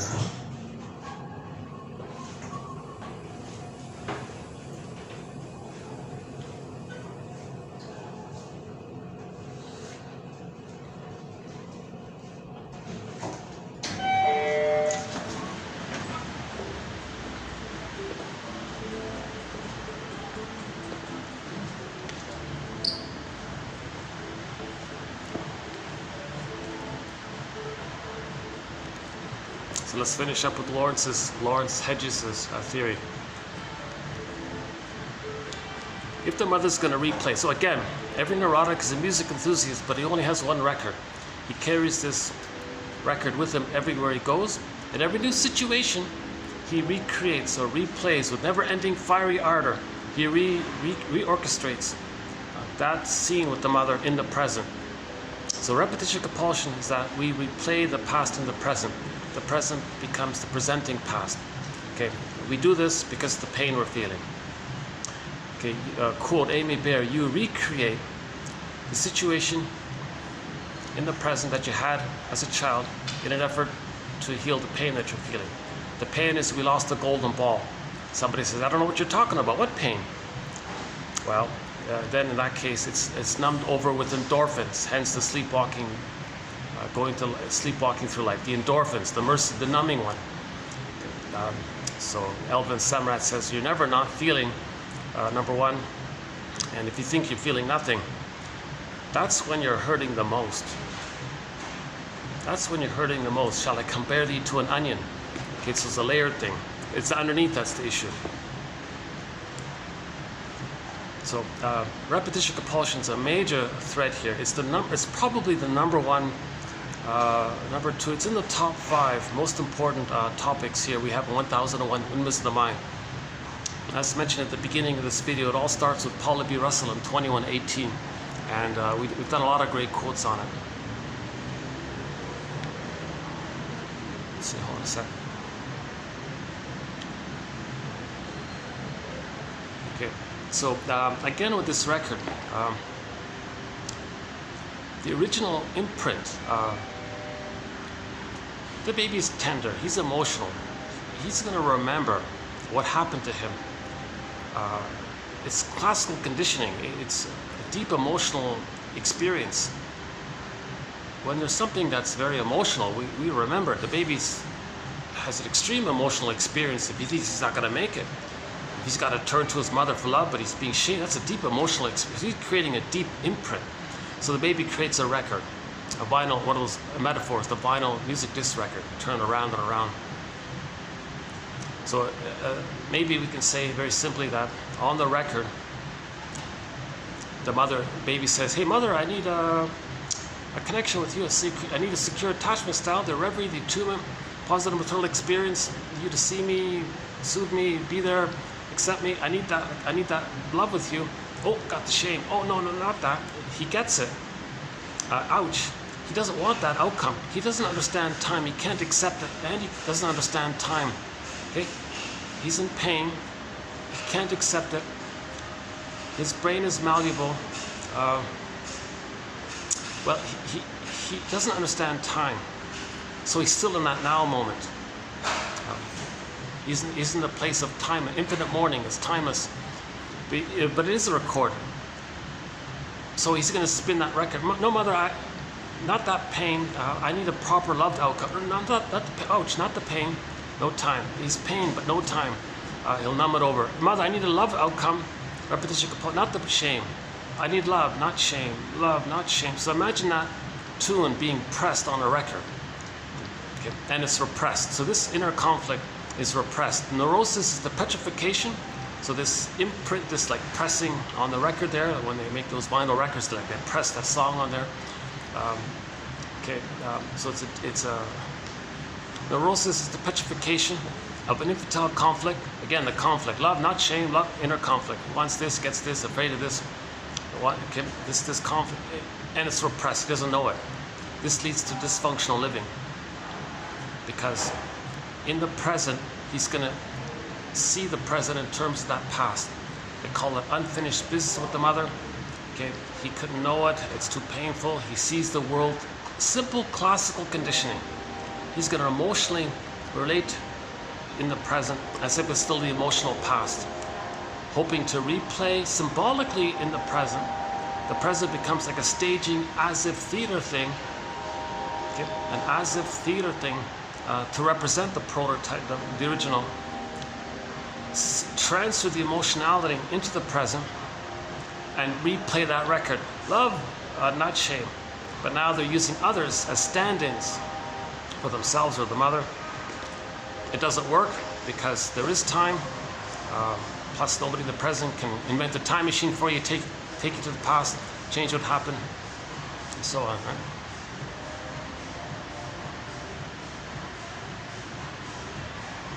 Was that a sign, do you think, when I went up there and they sent the staff maybe to talk around me? No, it's just a coincidence. It did happen last time, didn't it? Oh no, maybe just a coincidence. Oh no, when I went up there, the waiter guy said, oh yeah, fine, yeah, I know you're going to speak here. Well, maybe they just thought it's just innocent, I guess. I could check it out again, yeah, let's see. It was kind of nice up there. Yeah, let's check again. Let's try again.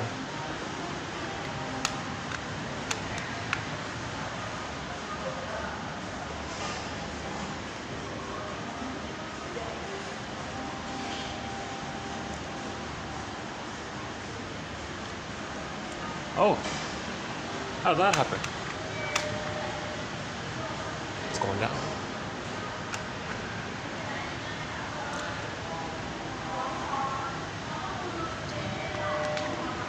Okay. Let's try again.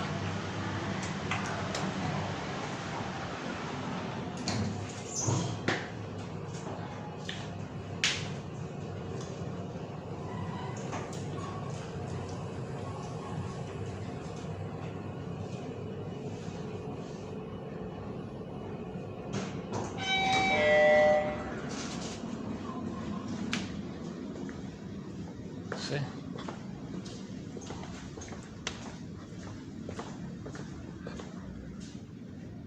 Okay, good. Yeah, okay.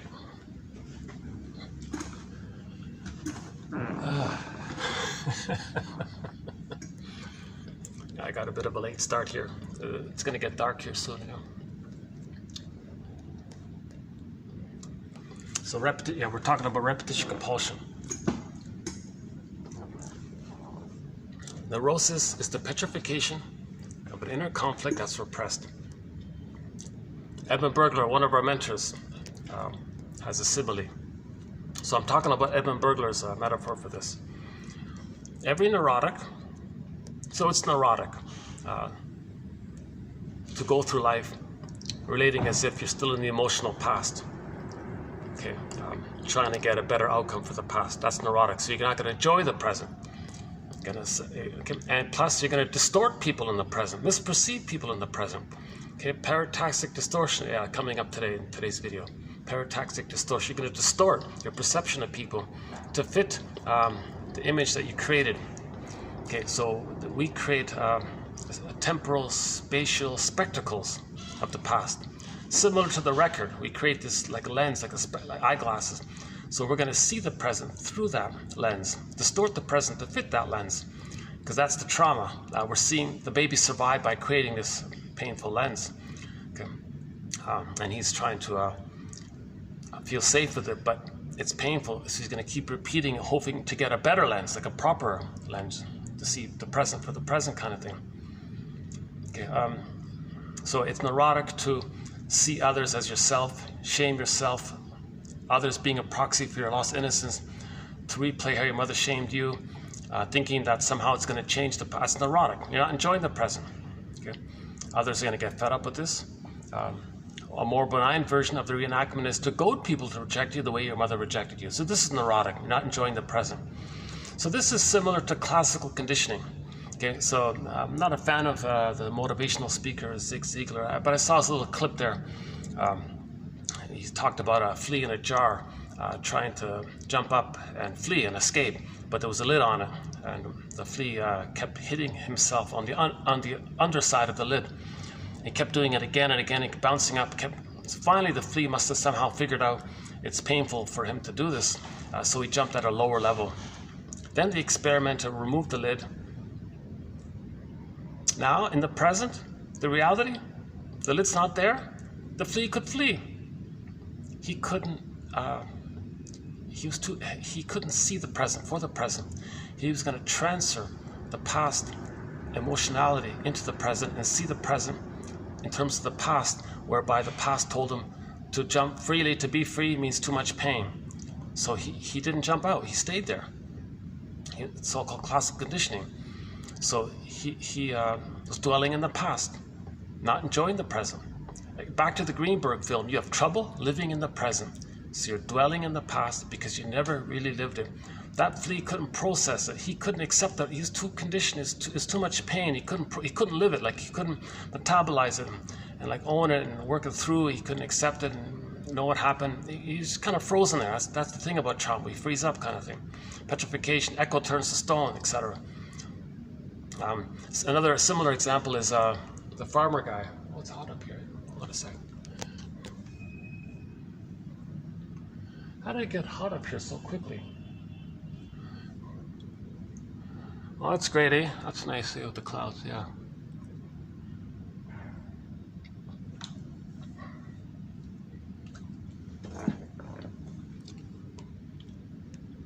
Okay, I'm gonna have to go back down to the air-conditioned place soon here. Yeah. Hot air rises, yeah.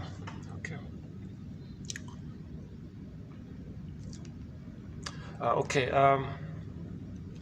So I guess the story, I don't know the full story. Maybe it seemed like there was a farmer somewhere had a baby elephant, and he wanted to keep the elephant nearby, so he tied some kind of rope to the elephant. But the baby elephant was like trying to break free. He was charging. He was trying to break the rope, trying to break the post. He kept doing it again and again. He kept hitting himself, just like the flea kept bumping himself. So at some point, the baby elephant stopped. Fast forward a few years, he grew up to be a full-sized elephant, and with that present power, he could easily rip the post or break the rope there. He didn't. He couldn't see the present really for what it is. He was dwelling in the past, transferring the past into the present from an emotional perspective, and saying, no, if I try the pain, I can't do it, right? So people are the same. We had our feelings, We had our true self. It's squelched. So we're afraid of our true self. Masterson's axiom is self-activation of the true self. Real self-activation triggers disabandonment depression. And then we squelch it with the defense mechanism. Eat cookies or something. Or sabotage or opportunity. That kind of thing. So when the baby, back to Lawrence Hedges, when the baby is relating to the mother, say, hey mother, I'm a little me here, and you're my mother, I need your motherly relationship. And the mother treats the baby as if the baby was her 25 or whatever years ago, and the mother's acting like her mother, and she's going to replay that record. Every new situation, we spin off that record. We're never ending fiery ardor. That mother's going to spin off that record. Here's a new situation. Her baby's safe and innocent, just like she was safe and innocent to her mother. This is a staging thing. And in the staging thing, she's going to replay that record of what happened to her. So she's going to do to her baby what her mother did to her. Okay, so the mother was shamed by her mother. She identified with the shaming mother. Can't accept her childlike innocence and baby needs and baby emotionality, tenderness, and sensitivity. Okay, that got rejected and pained. So her rejected innocence, she's going to see her onto the baby, and the baby will possess the mother's rejected innocence. Okay. Now the mother will do to her baby, recreate what the mother did to her. Now the baby might be, it's as if maybe the baby is saying, hey mother here, what's going on here? I'm not you from 20 something years ago. Look at the calendar. What year is it? And where are we? Are we back in the nursery of where you were 25 years ago? Where are we now? And look at the calendar. Reality here. So the mother is acting like she's in the nursery, playing the abusive mother, shaming herself, seeing onto the baby replay. Baby saying, whoa. Again, look at the calendar. So the mother's still doing it. This is a compulsion. She's not aware of it. Okay, that's the thing with trauma. So the baby might think, oh my God, is my mother deluded or psychotic, or what is it with her? So that's case scenario A. Case scenario B is some mothers have the baby and say, at last, now I'm going to have a good mother. Meaning, now there'll be somebody who will be present for me, respond to me, respect me, see me, do what I say, follow me, not let me feel alone, be there, I'll never feel alone. So she'll condition and brainwash the child to be dependent on her. Okay. And baby's saying, hold up here, mother. I can't be the good mother that you needed when you were in the nursery. What year is it? Where are we? Is my mother mother, are you psychotic? So think about it from the baby's way of thinking. You got to have empathy for the baby. Imagine how the baby might be perceiving things. It's the baby's experience that we're talking about here. We're not trying to, again, empathy for the baby. Can we have empathy for the baby? Empathy for the baby. Okay, third case scenario is mother has the baby, and because she has unfinished business with her rejecting mother, here's a safe situation. She's going to fly the rejecting mother image onto the baby and say, you know what, my baby doesn't like me, just like her mother didn't like her. From when the mother was a baby, she believed her mother didn't like her. So she's going to say, oh, the baby doesn't like me. And she'll create it. She'll manufacture. She'll treat the baby badly, make the baby reject her. See, I knew it. My baby doesn't like me. She replayed how the mother didn't like her, again, from her perception. Baby's saying, hold up here. I'm not your rejecting mother here. I'm your little baby here. I'm not your mother. Like, what? Look at the calendar. What year is it? Mother doesn't get it. Is my mother psychotic or something? Okay, fourth case scenario. Related to the third case. The mother sees her rejecting mother onto the baby. Says, aha, now I'm going to fight back with my rejecting mother. Now she's going to express her anger at her mother. She sees the rejecting mother onto the baby, is going to treat the baby badly, kind of like attack, as if she's attacking her mother. She'll attack the baby. Baby says, whoa, oh my God here. I'm not the rejecting mother. Don't punish me for what your mother did to you. I'm your little baby here. Like, don't live in the past. Okay, again, Greenberg film. You have trouble living in the present. So you're dwelling in the past because you never really lived it. Boy, that's an annoying ad there. They have some really shocking, annoying, kind of over-the-top, attention-seeking ads, you see. That's the grandiosity and look at me, narcissism. because the mother didn't look at the animal. We'll talk about the psychology of advertising another time. We haven't done much on that. These 4 ways, let's just say for now, the child concludes his mother's psychotic. This leaves a kind of hole in the psyche. Hedges calls it a psychotic pocket. In that hole in the psyche, the child's golden ball goes down. This hole, enter Emily Dickinson's poem, "There is a pain so utter, it swallows substance up." Okay, so that hole gobbled up the baby's feelings, and the golden ball went down, locked in a cage. The children in the Pied Piper, locked in a mountain. Similar idea, right?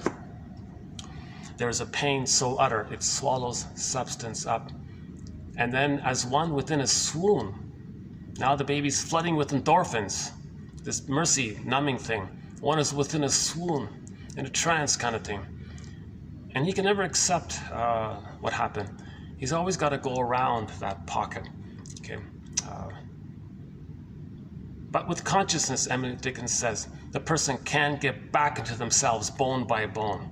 That's her poem for it. That's her approximation, to get back into ourselves, bit by bit, bone by, like that, connecting to yourself, so you feel present, bone by, instead of dreaming in a swoon all the time. Another one by Dickinson, a great hope fell. The baby had a great hope for security with the mother, emotional feeling. That fell. Disappointment. Earth opened up, Miss Core gets pulled down. Psychotic pockets, a rupture in the psyche. One guy calls it the basic fault, or even a black hole. It goes down kind of thing. Okay. A mountain opens up, children get zooped in, or swooned in or something. In the Disney film Inside Out, joy and sadness get zooped away and they're lost. Okay. The woolly mammoth frozen in a block of ice, and we might feel frozen as a result. Or petrified, like the petrified frog in the show, The Many Loves of Dopey Gillis. They showed the image of the petrified frog. Or Echo Turns to Stone, the statue. Or feeling unreal, like the Velveteen Rabbit. Or feeling kind of flat and wooden, like the carpenter who makes the wooden toy, and wants the boy made out of wood to come to life. These kinds of things. Okay. A great hope fell. You heard no noise. The wreckage was within. O cunning tale that let no witness in. No witness. Person can't know it. That's the Scarecrow in The Wizard of Oz off in another corner. Okay, the loss of the feeling, the Tin Man in another place. The two being like that means the person feels disembodied. That's the Cowardly Lion off in another place. Okay, that's trauma. Okay, it's a misalignment of the mind, heart, and body. We're misaligned. We got to be like Dorothy and kind of realign ourselves, get the plumb line back to the self. Now, part of that journey, part of this pay the piper, honor the healing efforts. To honor the healing efforts, we got to understand the image of the Wicked Witch in The Wizard of Oz. The Wicked Witch in The Wizard of Oz wanted to harm Dorothy, right? That's the resistance. That's our resistance to linking up the feelings of that image. Now that image, okay, like the Cyclops in the Odyssey, the witch wants to eat. So the Cyclops in the Odyssey eats the people. Okay, Hansel and Gretel, the witch wants to eat the people.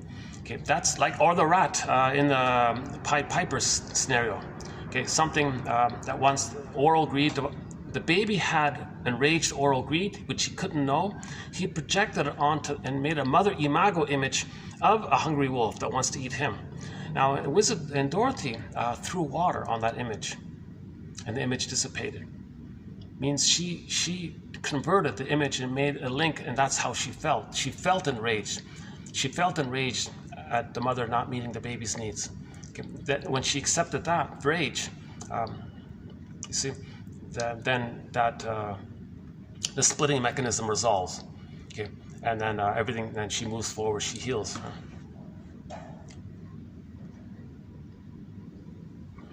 Yeah, I'm sweating up here. Yeah, it's awfully hot up here. Yikes. Okay, I guess I'll do another AC run here. Cool off. Yeah. Wow. See, it's not. You know, it's a little. It's not. Yeah, it's still pretty hot around here. It's not really. It's not as bad as it was, but geez, it was pretty hot around here for a while. Yikes. That's too bad, eh?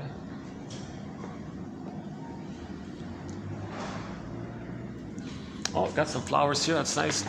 You know, this hotel has a lot of blue flowers. Yeah, I like that. They do a lot of blue flowers here.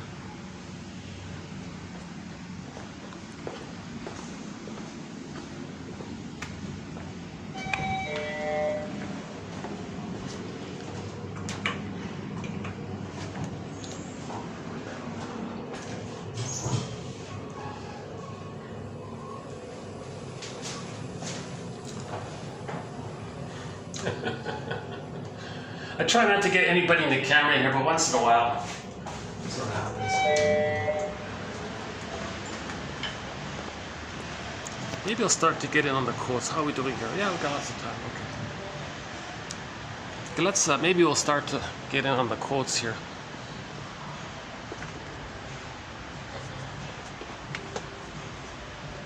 Let me plug this back. I've got a lot of my battery's kind of dying over here.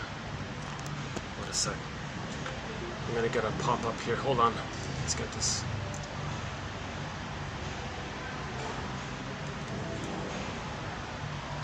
No. It's not charging. I've had all sorts of tech issues lately. There it is. Some of my some of my earlier videos are still in the process of uploading, and it fails. You got to redo it. And yeah, the last video hasn't been uploaded, and even the one prior to it hasn't been uploaded yet. So this is my little backlog here.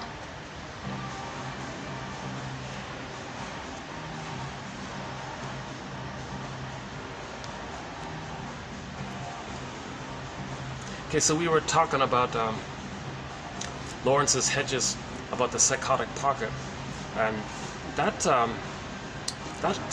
whole he was making the point, it's almost as if that the memories of that time, they have an intrapsychic association that's tightly bound up. The associations are bound up. So it's not autonomous, but it's as if that bundle of memories of the trauma later on, when a person tries to heal, those memories, we can then call them the self-saboteur, because if a person is trying to heal, the self-saboteur is going to come up, that hole, that deep hole, that existential pain that the baby felt, called abandonment depression by James F. Masterson, one of our mentors. His term for this, the abandonment depression. Okay, so that abandonment depression, we can call it the self-saboteur now. So the person's trying to heal. The self-saboteur says it's too scary. They're afraid of it. So it's like it's got sabotage kind of thing, right? So Masterson's axiom is real self-activation triggers the abandonment depression, that psychotic pocket, that self-saboteur character, right? And then when that pain comes up, we just repress it again, or think in either or terms, all or nothing terms, revert back to the paranoid schizoid position, maintain the grandiosity, or go back to the old false self imagery, or numb yourself with cookies or something, or blame others, okay, or coax others. Scapegoating is very in the film. There was a quote about scapegoating, because the person feels a lot of anger. Anger is the byproduct of when sadness is frozen. So in the Disney film Inside Out, joy and sadness were zooped away. Joy and sadness were zooped away. Then anger's at the console mainly. It's fear and anger. Actually, first fear. Baby's afraid. It gets overwhelmed. Then it goes over to anger. Anger is like the tertiary reaction. It's not primary. Fear and anger are not really like the primary. The primary baseline of emotion for a person is joy. When the baby's loved, joy animates the personality. The serene, inexhaustible fullness of being. They have the yin, being. So the doing is healthy from the beingness. Now when the beingness is missing, when joy and sadness representing the beingness are missing, got zooped away, okay, then you see in the Disney film Inside Out how anger ran the console. Okay? So anger is not primary. It's this reaction to when the love is missing.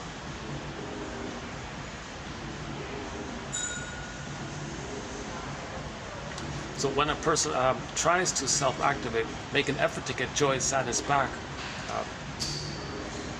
we're going to face those original memories unknowingly. So that now we can in an approximate way call what comes up the self-saboteur, meaning the abandonment depression comes up. See, and sometimes you really believe things should be getting better, and then you get things it didn't happen. They call that NTR, negative therapeutic reaction. You thought I did this and I did this and wrote in my journal. I think now I should do this, or I can do this. Oh, and kind of a little setback. What's negative therapeutic? What happened there? Well, the self-saboteur come up. You didn't face the self-saboteur. We played the song by Delirium, self-saboteur. Don't you know? Don't you know? You are your own. You gotta look. You gotta pay the piper. You gotta look within. You gotta pay the piper to heal the self-saboteur. You gotta face, know yourself.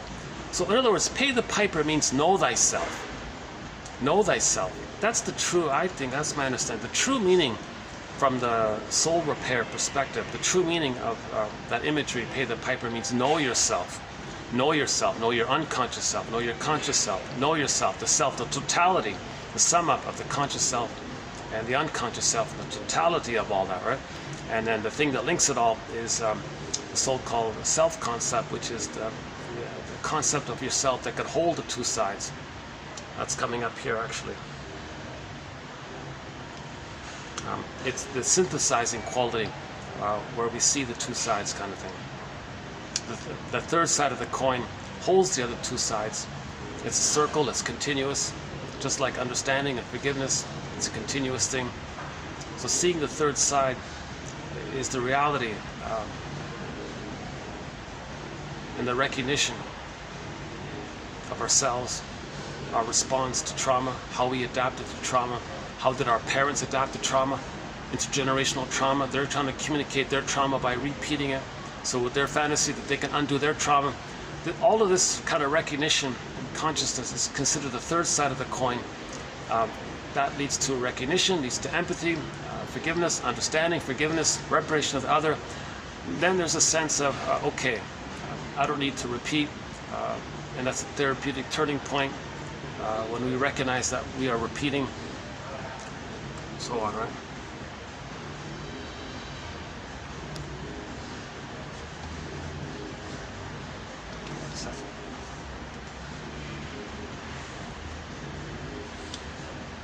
I guess I'll just jump in with the quotes then, right? I skipped a lot today in this introduction. I didn't cover everything, but and there's a bird flying by. You know, so birds birds are considered messengers between the unconscious and unconscious. So the idea being that long ago, people thought birds knew a lot. So like, how do birds know these things? Like crows, for example, they're flying above a home where somebody's ill, and how do they know that? Something. So that was like a projection hook. And people said, well, they know a lot. Well, they would say that birds are a symbol then for inner knowing. That something that we don't know. Well, they knew. So birds are symbols for something that we don't know about ourselves can come into consciousness. So birds are like little Hermes, you know, giving us messages from the unconscious, intuitive hunches, inner knowings, these kinds of things. Okay. So the Pied Piper also performed that function of Hermes as well. So the Pied Piper was also being like Hermes, explaining things, right? Being a messenger. Right? The messenger doesn't, it's not an active agent in the conscious sense. It's making you aware of the conscious sense.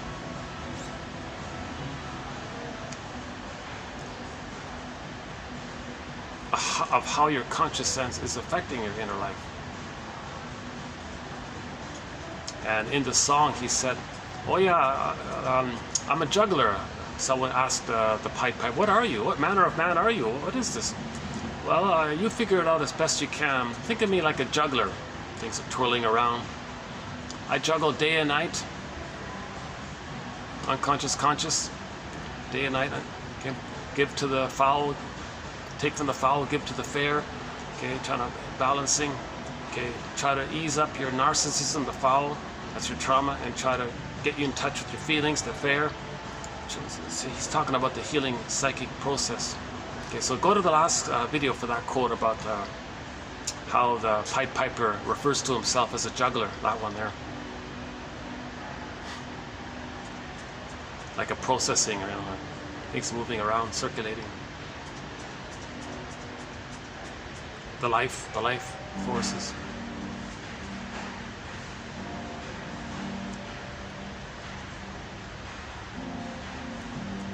Underappreciated film. I looked at, out of curiosity, I looked up, the best films of 1957. Wasn't even on there. Not one list included, even in the top 100. I typed, what are the top 100 films of 57? It wasn't even on there. Finally, I typed in fantasy films for 57. It was, somebody put it at number 20 or something. Wow, that's a pretty good film. Yes, the singing was pretty bad, but except for that, that's a very good film. The Pied Piper of Hamelin, 1957, starring Van Johnson, the guy who played the evil mayor, that actor. It's interesting about him because that actor who played the evil guy, the distorted, the toxic masculine. So again, the toxic masculine can be in men and women, but the toxic masculine is there when the feeling is wounded. When joy and sadness, the feeling are zooped away, it was the fear and anger character. Impulsive, hyperreactive, my greedy, your greedy, eat or be eaten. This kind of traumatized caveman thinking. That's the toxic masculine principle in for all people. Okay. Woodman says, well, if the distorted masculine, meaning thinking and doing, comes from the wounded feminine. Heal the feminine, heal your feelings, get joy, sadness back at the console, then your doing will be healthy and it'll be a natural expression of I'm okay, you're okay, generative, you know your interests, you're happy, you share, needs a double happiness, people become elders and generative, and that's the natural state of affairs, right? Oh yeah, so that actor who played the toxic masculinity character, that same actor played the shrink in Now Voyager.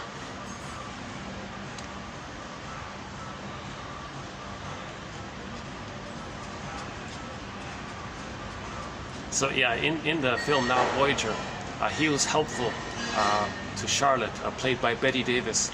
So Charlotte was being abused by her mother, and the shrink had to intervene, and then so he succeeded, and then said to Charlotte, "Now Voyager, seek thou forth and find." Not a very good film. Also not a very good film. I don't think so personally, but except for that scene where Dr. Jackwith confronts Mrs. Vale to free Charlotte, Bette Davis, right? So the guy who played the shrink, that same actor played that crude mayor in the Pied Piper film.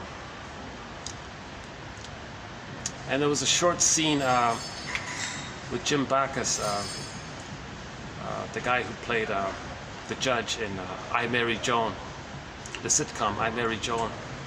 So Joan Davis, the famous comedian, was married to a guy, a judge husband, played by the Jim Backus guy. He's more well known for playing on Gilligan's Island up there. So he played a kind of comedy scene in there as well.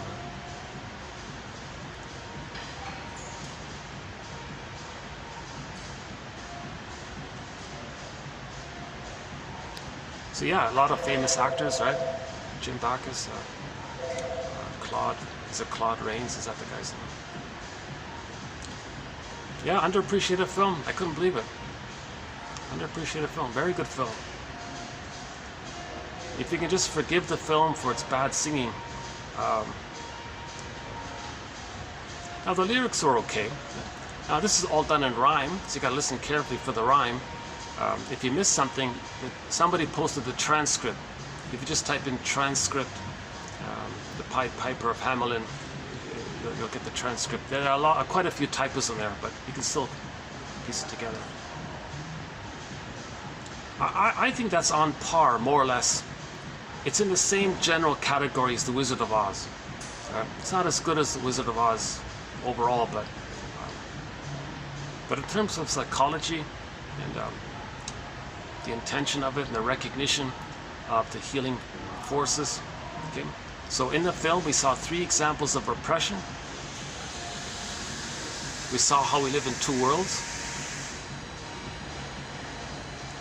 The general recognition that we gotta pay attention to the unconscious, i.e. the piper, pay attention, meaning know thyself. So there's my summary of it. Pay the piper truly means know thyself. If you don't know thyself, your soul gets locked in a mountain and you feel like you lost your soul kind of thing, and you feel kind of numb and devitalized and going through the motions of life. What's the meaning of life, right? And then your life force is trying to heal, but it turns around, you see, and hence the EVIL as the reverse spelling of live. Interesting coincidence about that.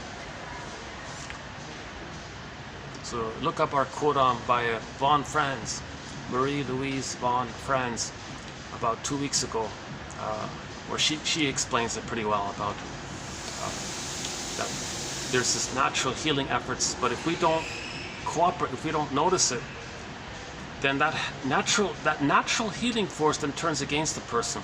So that reverse energy then it backfires kind of thing. And that backfiring of it, because of the block of our resistance to it, then live becomes, you spell it reverse. That's what she means by the EVIL. It's the reverse, it's the spelled reverse, right? And it literally means that image of the reverse spelling of live, and that's what that means, right?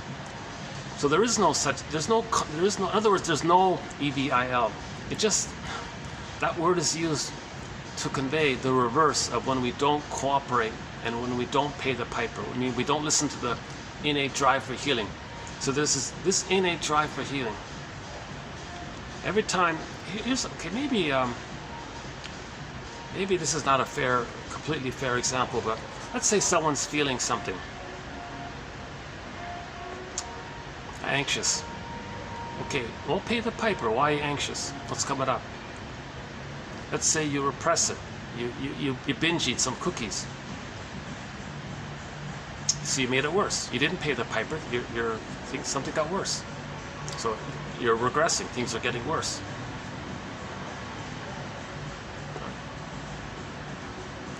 That's maybe an overly simplified example. It's not a separate, distinct energy force. It's the natural life force that because of trauma we're afraid to loosen it up. Like we gotta lift the thorn, like we gotta lift the anchor on the arrested development.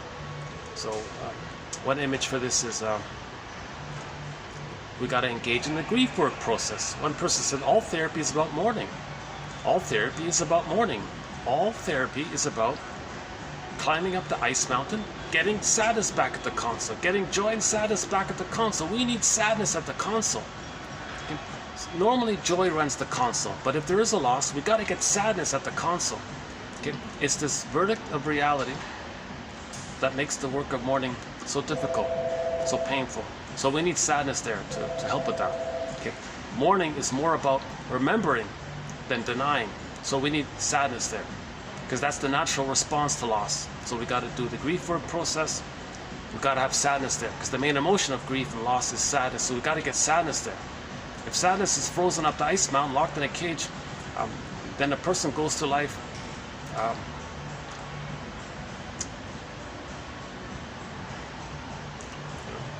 with the experience of their soul being locked in the mountain, and then the pain of that, they revert to the grandiosity, and then engage in the manic defenses, and then they basically act like that cruel mayor who's,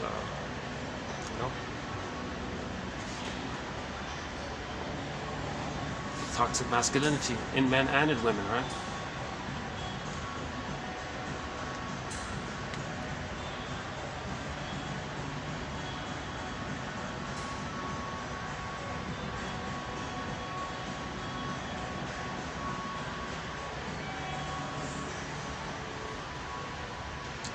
Okay, let's do today's quotes here. So just some terms here. Robert Bly says, forgive psychology for its jargon, just forgive it. Repetition compulsion. An unconscious need is an unconscious need to reenact early traumas in the attempt to overcome or master them. That's sort of the general standard definition people use. It's this belief that you can somehow overcome it or master it. It's impossible. You can have 20 lifetimes, okay, treating others badly the way your mother treated you. It doesn't change what happened to you in the nursery. It doesn't work. You never master. As most in particular, if you're acting like the aggressor, you just feel a little. It's so-called pyrrhic victory. You just feel this pyrrhic victory, where you're maintaining your false self of the grandiosity. Because now I'm not going to be the passive victim. My mother abused me. Oh no, I'll be the abuser. So eat or be eaten. So they're in that trauma. They're in that very traumatic loop, leading to the stinger personality patterns, toxic masculinity. Okay, the soul gets locked in the mountain, and they're angry by that. So it doesn't work. You don't master that. Russell says you can have 20 lifetimes. Okay, being greedy or envious or grandiosity, not paying the pipe, not going on the second journey. Okay, so part of the consequence of joy and sadness being zooped away, frozen, locked in the mountain. Okay, is that if sadness is not available, the person never admits loss. In reality, there are losses. The person will. That's called they can't because sadness can't come to the consult to avoid the pain of that complication. It's called complicated grief. Well, they can't do it, so they don't pay the piper. They just keep sadness away. Sadness goes further down the tunnel, down a cavern where the light is never shown. So they're making it more difficult for themselves. So the life force is kind of like it's hurting them. Right? So if sadness is not available, they'll just keep saying, wasn't important, didn't matter, didn't need them, sour grapes, who needs it, who cares? Like they'll just use these denial kind of things. But in truth, there's always something there that reminds me. They're going to be reminded of the loss, whatever it was. So these little things so they might become, when they're reminded, those triggers, those things that remind them of the loss, they want to control them. So they may become OCD, very controlling, micromanaging, because they don't want micro losses to trigger major losses. So they're constantly trying to control every little thing. Hence they're going to be a curmudgeon, bitter, crusty curmudgeon late in life. Not an elder. Oh my God, not an elder. See, they're still replaying onto others what the mother did to them. That's the curmudgeon, right?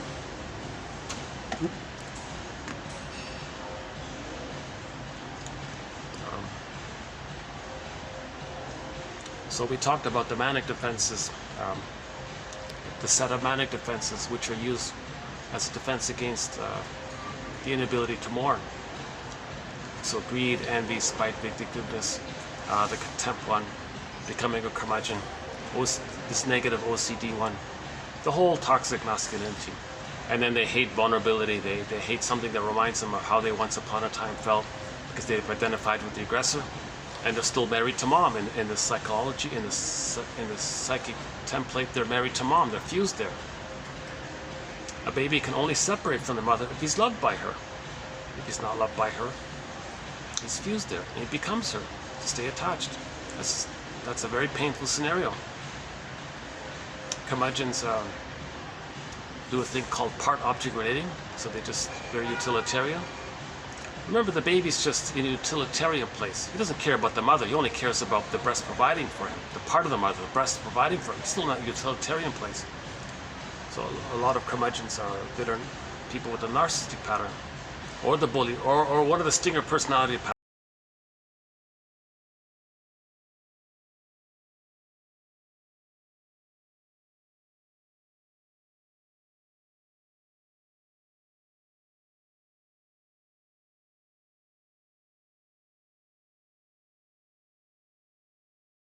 I.e., pay the piper. Pay the piper. Okay, that's what that means. Go on the second journey in midlife. Campbell calls it the hero's journey. Chinnick calls it the second journey. Okay, the midlife audit, the midlife examination period. Okay, Okay, man's main task is to give psychological birth to himself. Okay, cooperate with pay the piper means cooperate with the healing process. We could say it that way. Paying the piper means you're going to cooperate with the nature innate drive for healing. That's called paying the due respect to this innate drive for healing. Okay, so man's main task is to give psychological birth to himself, pay the piper, if he didn't get it naturally with a secure attachment style by the age of 3. So pay the piper means heal yourself. If you don't heal yourself, okay, your feelings get frozen in the mountain, locked in a mountain.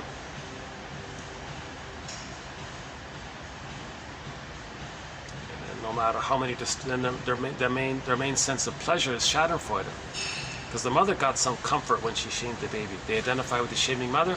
The way they feel some kind of pleasure and connection is to do it the way the mother did it.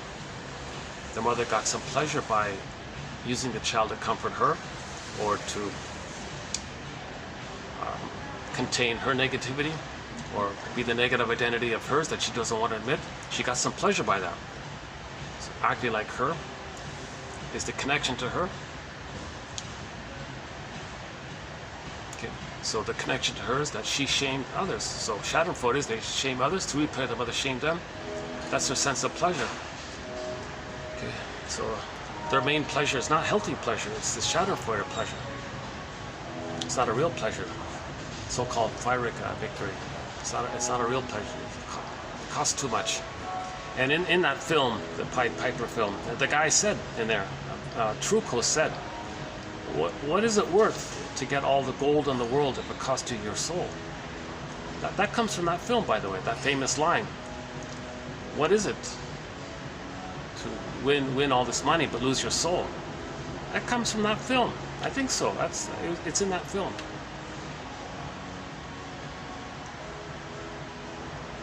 Repetition compulsion, an unconscious need to reenact early traumas in the attempt to overcome them or mask them. That's sort of the positive intention. You think you're going to overcome it. You think you're going to undo it. You're going to replace it with a happy memory. The early painful experience is repeated in a new situation, symbolic of the repressed prototype. There's a very good line here. The early painful experience is repeated. The early experience. Mother, I need love, not shame. That's the early experience. It's going to be repeated in a new situation. That's going to be symbolic of the repressed original prototype. So the present is like symbolic of the original nursery trauma. And they're going to repeat it and reenact it. Again, this reenactment takes two forms. The more benign one, where they just goad others to be the rejecting mother to reject them, because they say, I'm not okay, you're okay. While they're rejecting me, you coax others to reject them. They'll be, passive-aggressive, or give people impossible tests. Get it to a place where they reject them. They don't hurt others, they just want others to hurt them the way the mother hurt them. That's the clinger way, the pleaser way. So they're not as hurtful. But the stinger ones, trauma before 18 months, it's too much, the pain was too much. So they identify with the aggressor. When they replay the record, they want to shame others, meaning replay how the mother shamed them, but them is now seen outward. So they're going to shame others, meaning them, seen outwardly, to replay the mother shamed them, but them is seen outwardly. That's the more so-called perverse thinking, disturbed thinking. It's more in a psychotic puck. It's more, there's more of a hole there, so it's deeper in the mountain. So in the stinger personality patterns, the children are lost at maybe like one level in the mountain. The clinger maybe is like, the clinger might be like the children are lost in the forest. So it's maybe easier to, but the stinger personality, they're locked in the granite mountain. It's harder. They're there, but it's harder.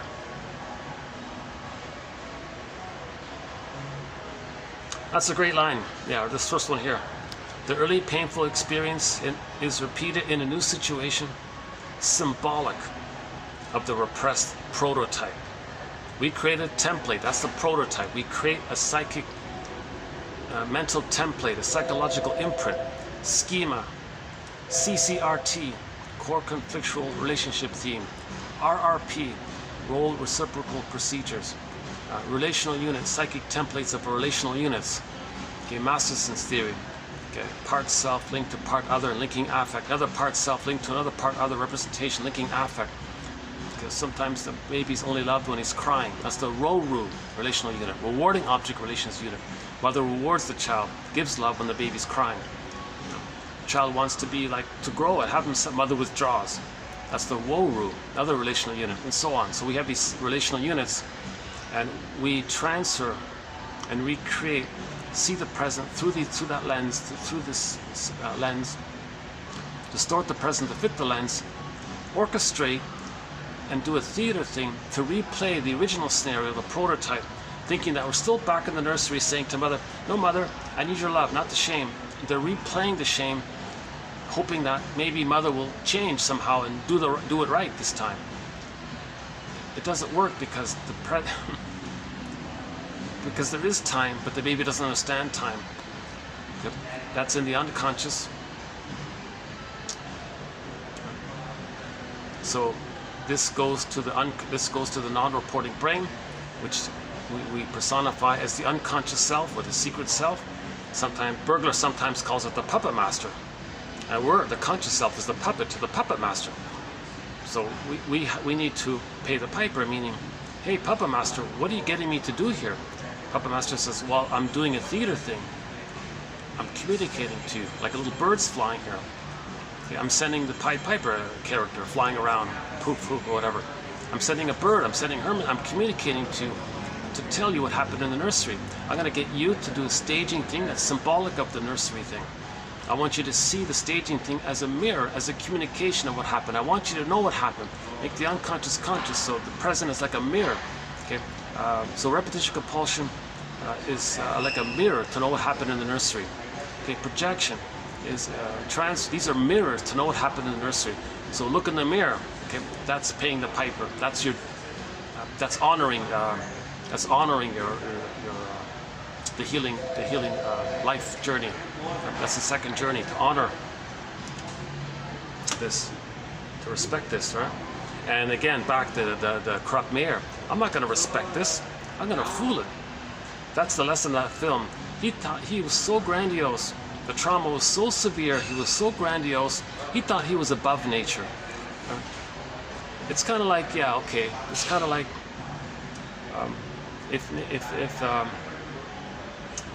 if there are more fires and floods and all this, and people say, oh, well, don't worry, we'll just squelch it, we'll do this, we'll do that. Okay, it's going to get worse. To pay the piper means listen to what the unconscious earth is telling. It's communicating non-verbally. So honor, respect the natural forces of nature and all this, rather than thinking you're above it and you can squelch it. Who wants to live in the future eating 3D printed, like Star Trek, the replicator, the 3D printed, can't even think about it. That'll affect our health. These things, we're acting like that mayor, put it that way. We're acting like that mayor. So those voices who are saying, yeah, okay, yeah, 10 billion tons of plastic in the ocean, and the ocean heats up, let's say, and if another 10 billion tons of plastic are dumped into the ocean, and now we're seeing tuna and seals show up, and whales and fish showing up dead on the beaches. Okay, well,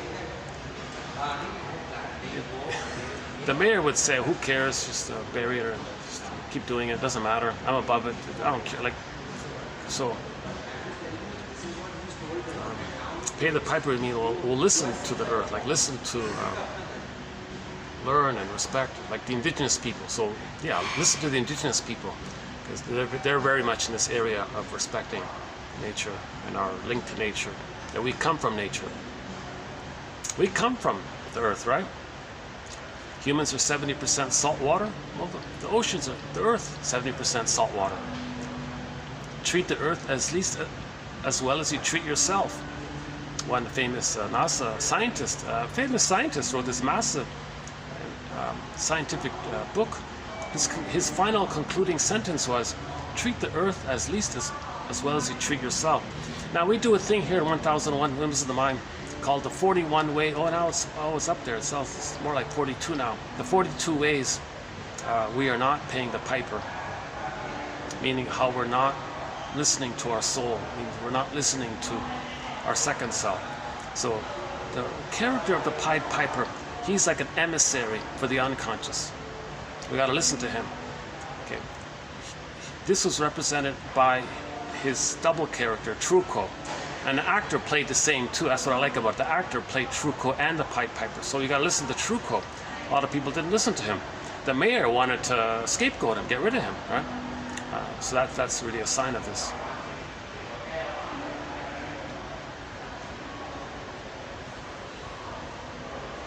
So people, yeah. So we could say, so we could watch that film, the 1957 fantasy film called The Pied Piper of Hamelin.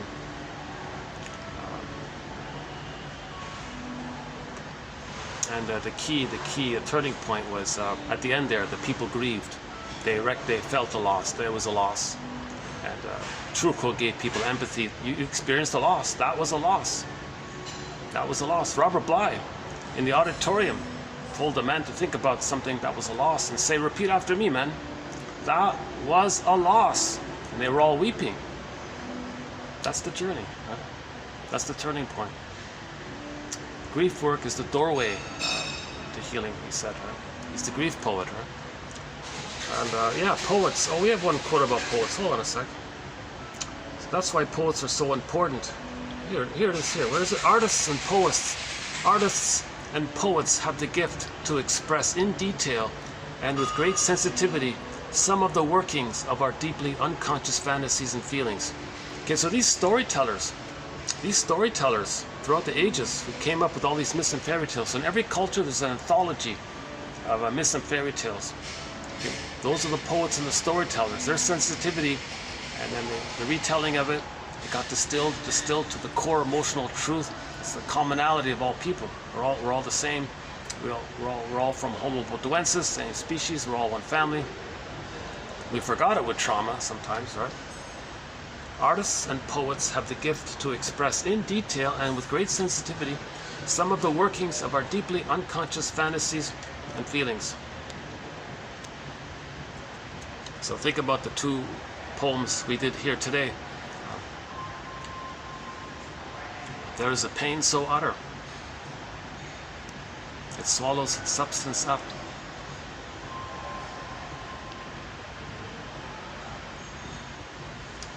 I forgot the exact wording, sorry. If you look it up, you'll find it. And then one within a swoon, and you go around it, but with an open eye, meaning paying the piper. You pay the piper. If you open your eye, you make yourself conscious. You're honoring your unconscious. That's called paying the piper in a positive way. It's a positive. See, that's what I don't like. It's kind of. I'm trying to turn it around myself. I'm trying to have a positive association with that phrase. It's positive. Maybe it's we need a lot of repetition to fix that phrase, right? We should come up with some other phrase to describe people who con people. We need some other kind of phrase. Con people who deceive people. So yesterday there was a quote about some officer of the plunder system wanting to mislead the youth with confusing, glittering generalities, with what do they call it again? With this biased cherry picking, and so they called him a Pied Piper, leading the youth to lose their soul. He wasn't like Socrates teaching critical thinking. He's part of the plunder system to squelch the soul of the young people. Despite I agree with him. There needs to be a public intellectual that teaches critical thinking. Where are they? Zilch. I think Mel Faber could have been that person. Mel Faber.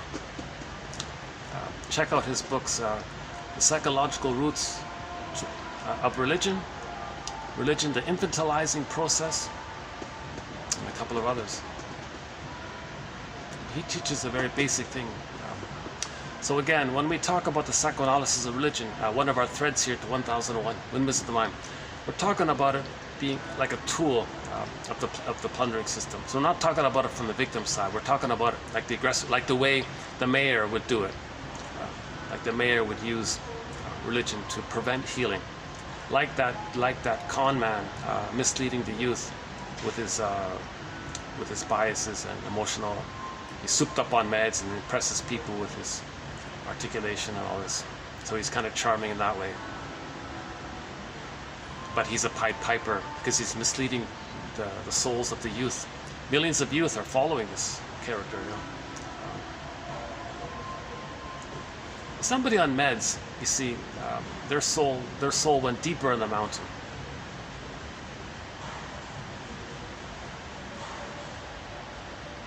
So there's more desire to deceive. Because as a baby, they felt deceived. They're going to do to others what their mother did to them. It's called acting out. Acting out is defined by Charles Rycroft in his dictionary, in his Critical Dictionary of Psychoanalysis, 1968, as, quote, the replacement of thought by action. The replacement of thought by action. And as a substitute for remembering past events.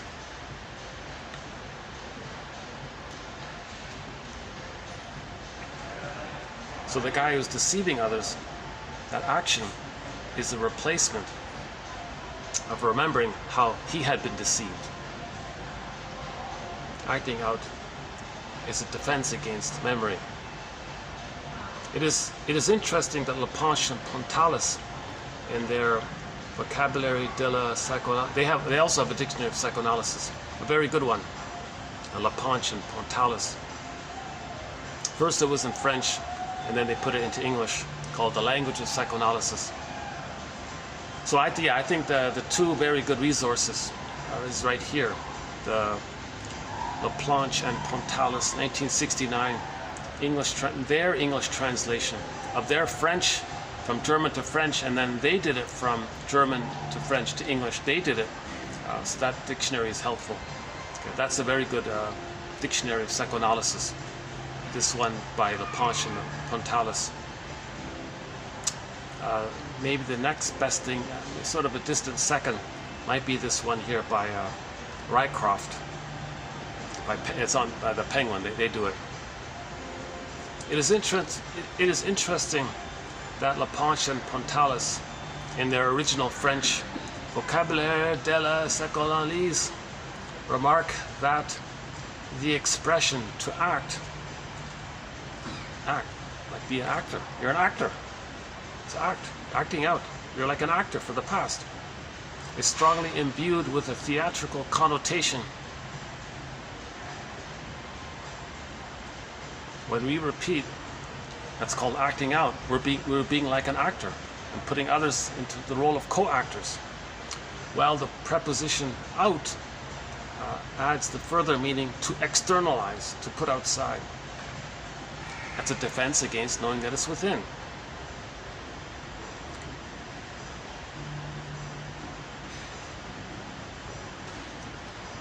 Okay, this defense is sometimes called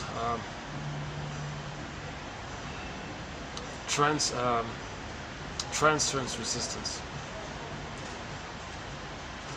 Well, that's in the next video. Yeah, okay. No, the next video. Still okay here?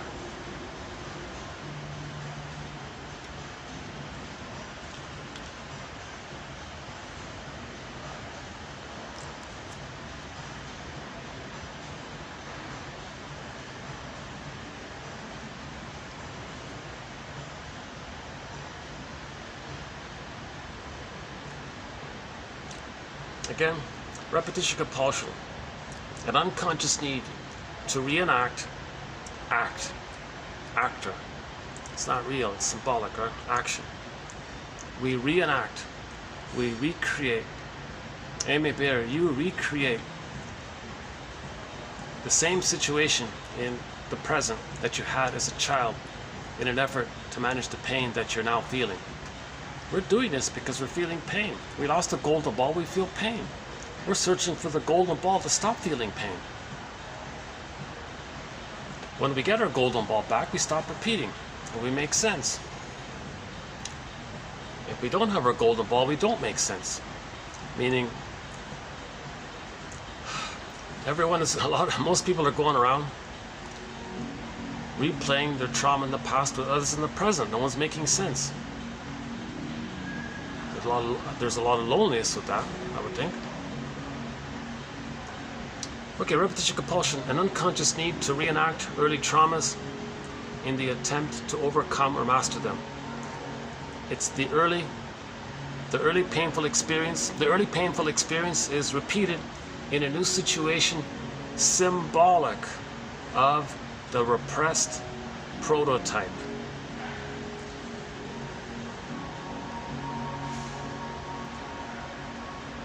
So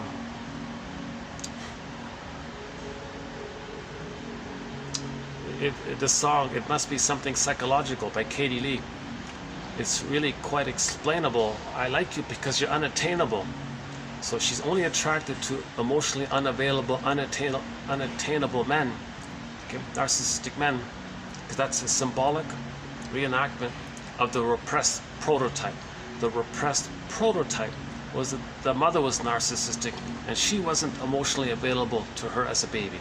Okay? In the present, she restages it, okay? And the present becomes a repeat and a symbolic reenactment of the repressed prototype. So she's going to cherry pick and distort and feel excited, really, when she finds a man who's narcissistic, because it reminds her of the narcissistic mother. So she's very excited. Okay, she's going to replay it. She's only interested in men who fit that prototype. She's only attracted to men who will reject her if the mother rejected her. Now doing this is a resistance to healing, since the goal of therapy is not to repeat, but to remember the trauma and to see its relation to present behavior. So the goal of therapy is to put it to words and to remember it. So we're searching for memory. Okay?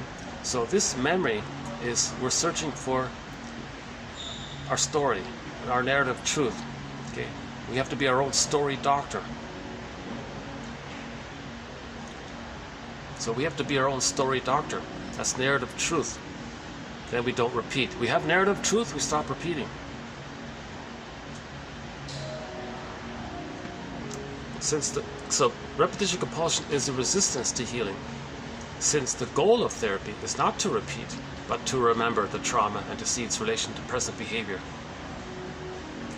Now at the same time, we can also say that repetition compulsion is amnesic memory. We're trying to remember.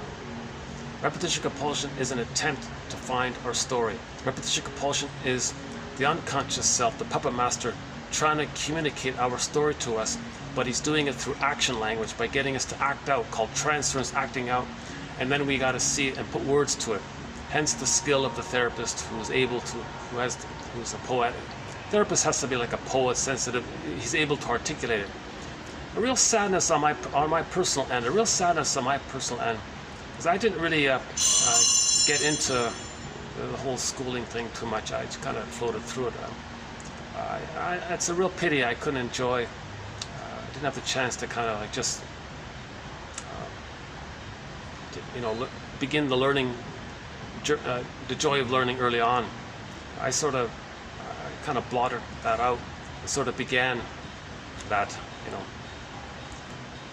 at the beginning of my midlife, right? I sort of now I'm beginning to, now I can like to read. Now I get it. This is what I was supposed to enjoy back as a kid. What a delay! Like what a loss! Anyways, better late than never, right?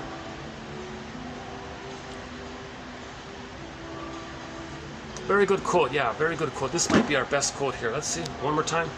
Repetition compulsion an unconscious need to reenact early traumas in the attempt to overcome or master them. That's sort of the positive, confused positive intention. We're hoping to undo it. We're hoping to get the proper past. That if something symbolic in the present can't be the good, nobody in the present in a symbolic form can be the actual good breast mother from the past. So it never works. The early painful experience is repeated in a new situation, symbolic of the repressed prototype. There's a key, there's a really good phrase here. This part here. The early painful experience is repeated in a new situation. The new situation, the present, the new situation, we're acting out. The present is symbolic, like a staging thing, like a theater thing, to represent and be a mirror to represent the repressed early original prototype, the record, mother shamed the baby. So the present can take two forms. Either they're going to be the aggressor, shame innocent others who will stand in for their lost innocence and replay that record, or they just goad people to reject them, to replay the record which says how the mother rejected them. Trauma before 18 months is identification with the aggressor, the stinger personality. Trauma post 18 months but before 36 months is the clinger one, where they goad others to reject them. That's direct replay of how the mother rejected them. That's the more benign one. Because in the clingers and the pleasers, they're childlike, but they have that developmental accomplishment post 18 months. So love and gratitude have partially entered the psychological picture, but they're still childlike. They're more emotional, more anxious, let's say, in a childlike way. Stingers don't bother with that. They reject that. They're back at the infantile God thinking area, and they're just chasing that search for glory. Karen Horney calls it the search for glory.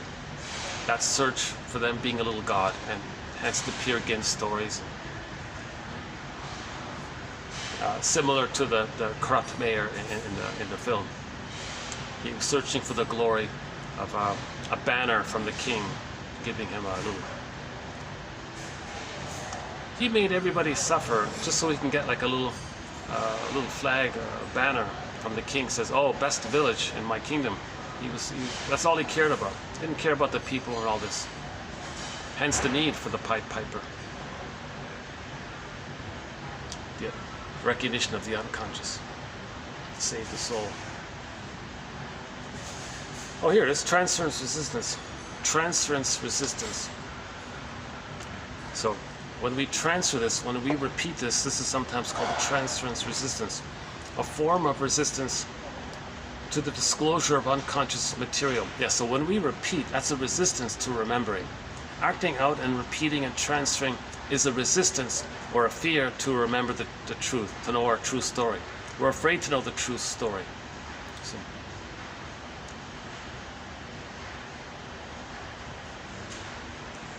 in which the client maintains attempts to act out feelings, transfer from the past relationships to the present. So when we replay, that's a resistance.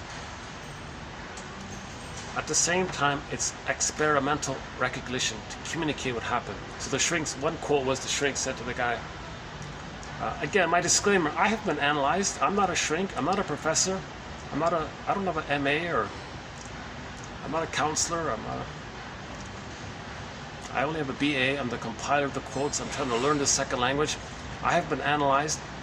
If I had the funds, I'd be on the next flight to New York, I guess, and find my story, and build and have the ability to be more conscious and know myself and find myself. And go on that second journey. It's hard to find. Canada doesn't exist. My conclusion is Canada zip, no way. I even looked through the journal. Oh my God, these guys, we're way off. It's controlled opposition, I theorize. Just put in some narcissistic types, let them just be Pied Pipers, mislead people.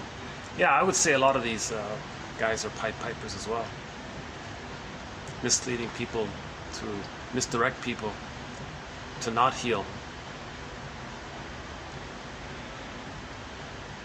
And they're only too happy to do it because they were misled by their mother. That's why they're selected. Oh, you were misled? Oh, you can mislead others. Here you go. Here's a handsome income.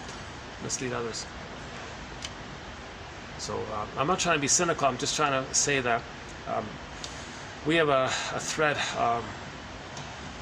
about how we became homo traumicus 10,000 years ago. I won't do it here again. Yeah, I won't do it again here. There's so much great material here. There's no way I can cover it all in one video.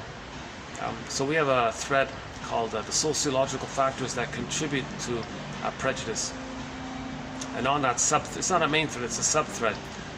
But on that sub-thread we do the plunder system, psychology, religion, advertising, propaganda, the schooling. Yeah, schooling is a part of it. So when we transfer, that's considered resistance because we're doing it to not remember. If we were to stop transferring, we'd be forced to remember. So it's too painful to remember, so we just act it out. So this acting out is a defense mechanism. So repetition compulsion is a defense mechanism as well. Okay, as mentioned about before, parataxic distortion. This is the lens thing, right? A distorted perception or judgment of others on the basis of past experiences, also called transference distortion. So when you're transferring the past to the present, you're going to distort the present. See what you want to see. Make it up if you have to, because you got to make it fit that lens, because you're replaying that record again and again.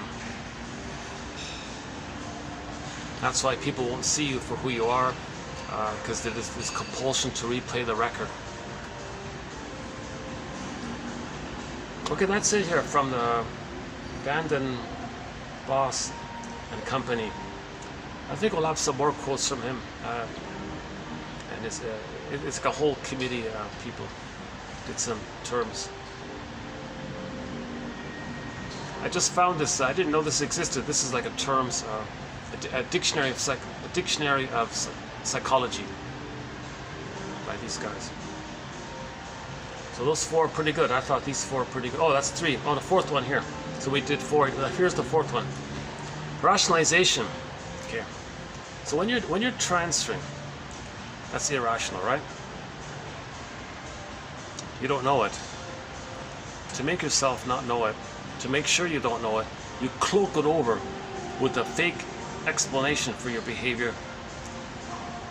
But this fake explanation is pseudo-logic to give the appearance of being reasonable, to give the appearance of being rational, to hide the unconscious irrationality.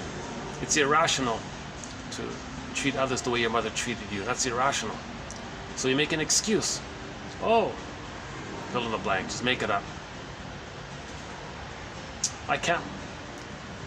It's as if maybe they're going to say. So yeah, prejudice is very much involved. So look at our quote on prejudice from 2 videos ago by Hans-Jürgen Wirth. That's a pretty good one.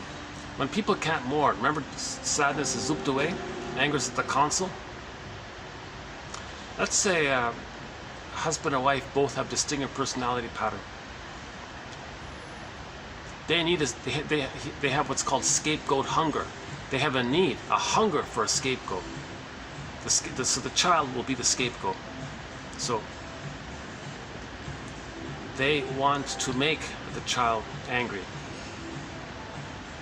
And vicariously, the child's going to express their anger so the parents don't direct it at themselves. So they have a scapegoat hunger. Now the two of them get along by saying, oh, look at the child so angry. Oh, then they label him. Oh, we got to protect ourselves. Now the parents can be angry at the child. Because now all of this anger, the first part projected, seen on, and then the other half they keep to express all this anger that's involved is because they can't mourn. Sadness is frozen up ice mountain. Okay. So anger is a reaction to when sadness is frozen. You gotta get sadness at the console. You gotta mourn. We gotta do this mourning. Good morning. We need good morning, spelt with a U. That's paying the piper, respecting the soul. Okay, so rationalization is pseudo-logic, fake logic. There's a lot of it, oh my God. If you can't dazzle them with your billions, baffle them with your bull, they're nonsense. Make them helpless because when the people doing it were babies, they were helpless. They identify with the aggressor who made them helpless, make others helpless. And they don't question things because they're helpless. Because the baby couldn't question the mother. Baby couldn't know the truth. Baby couldn't know the truth that the mother hurt him. Just replay that.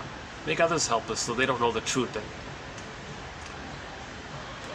So now you're getting into logical fallacies, straw man, red herring, glittering generalities, jargon to paste over cracks in your logic, a lot of sleight of hand, a lot of equivocation, a lot of part of it that belongs to you. You immediately think it belongs to someone else. Their innocence, you co-opt and say it's yours. Now you're adopting the victim's genuine protest at yours and say, oh, how can you do such a thing? So double think is very strong with trauma. Okay. So when the mother shamed the baby, they identify with the aggressor. Later, they're going to shame others to replay the mother shame them. As they shame others,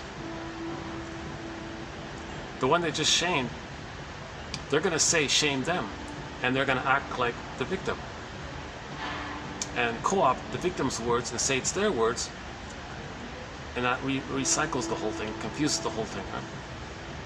And then they'll make rationalizations, excuses, cherry picking, lying. It's basically just lying, but it's elegant lying, confused with the appearance of being rational. So people who are articulate, they really get away with this easily, because if they're articulate, there's a real draw to this. There's a real appeal to see things being expressed in an articulate manner, in a calm way. If somebody's calm and articulate, oh my God, they can fool they can be a Pied Piper. They can fool everyone and have everyone follow them. You know. So if they go on meds, let's say, and it's calm, articulate, oh boy, yeah. Rationalization. So this is when you give some kind of fake explanation in which apparently logical reasons are given to justify unacceptable behavior that is usually unconscious. It's used to defend against feelings of guilt, to maintain narcissistic regard, and to protect oneself from criticism. They don't want to be called out on it because it's very embarrassing. So to protect themselves from that, they got to appear superior, got to appear above it all, confuse you. If you can't dazzle them with your brilliance, baffle them with your bull. Having a rich vocabulary can help in that. So people feel embarrassed. What do you mean by that? I don't understand. Oh, you don't know? Oh, see. Now you distract, create red herrings, distractions. The person asking, I don't know what that word means. Okay, well now they feel helpless. So they got away with the rationalization. Commonly, this is known as explaining it away. So prejudice, someone's prejudice, they explain it away. Oh yeah, well, my greed to your greed.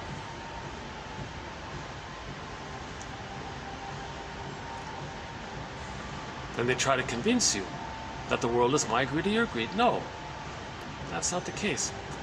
This so-called quote-unquote barbaric caveman, traumatized caveman attitude of my greed to your greed comes from the amygdala trauma that the baby had enraged at not getting his oral needs met, projects that onto others, identifies with the hungry wolf, and says, well, either I'm going to be like the mother and eat, or I'm going to be eaten by the mother. So they eat or be eaten. My greed or your greed, my envy or your envy. They have this kind of, that's not normal. That's trauma. That's severe trauma. Those with that slogan that's a mirror to know that that's a code for that severe trauma. Something like, and splitting is also like that. Me good, you bad, either or. People in Tower A are all good, people in Tower... This tendency to kind of see things in either or. See, this all goes back to the baby. When he's nursing, the breast has got to be all good. He's got to have his paradise. If it's shamed by it, he'll put it into separate bin, hallucinate the goddess breast. And so he's got to see either or. And he's stuck at that place. So prejudice comes from sort of in that area. So we have a major thread on Melanie Klein's theory about the positions. Oh yeah, I heard a podcast, someone said that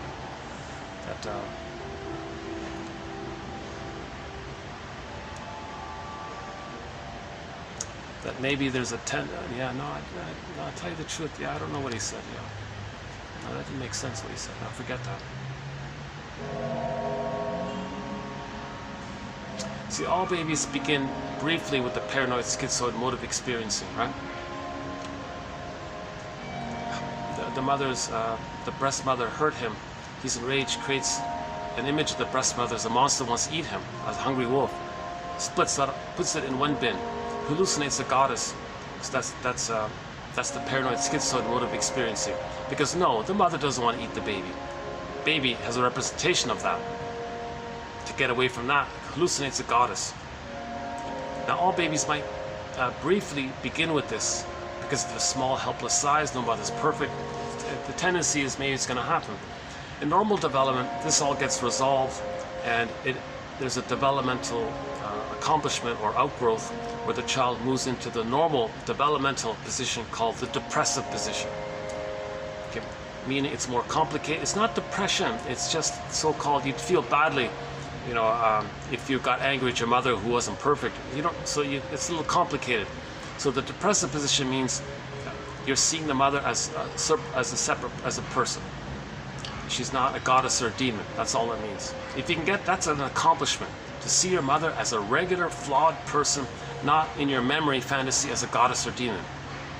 People who put their mothers on pedestals or demonize their mothers, that's a sign of splitting. Anybody with prejudice in the world, strong prejudice, that's a sign of splitting. That's the paranoid schizoid mode of experiencing. Now, under stress, a lot of people say, yes, briefly, temporarily, under a stressful moment, we may regress to that and use as a harsh label or this all good, this all bad. But the normal baseline is, let's see the third side of the coin. We're all homotrauma because, oh, I see, I was stressed, so I temporarily did that. Now, some people are sort of set there. That's Stinger personality patterns. Many people can be set more in the depressive position. That's the Klinger personality patterns. But some people say it's very easy for the Klingers to temporarily regress to the Stinger. The character Joan Stevens in the sitcom I Married Joan, she's like a helpful, caring, empathetic, therapeutic kind of. Sometimes she's very stressed. You can see her regress to either or thinking. But normally she's in the caring place, right?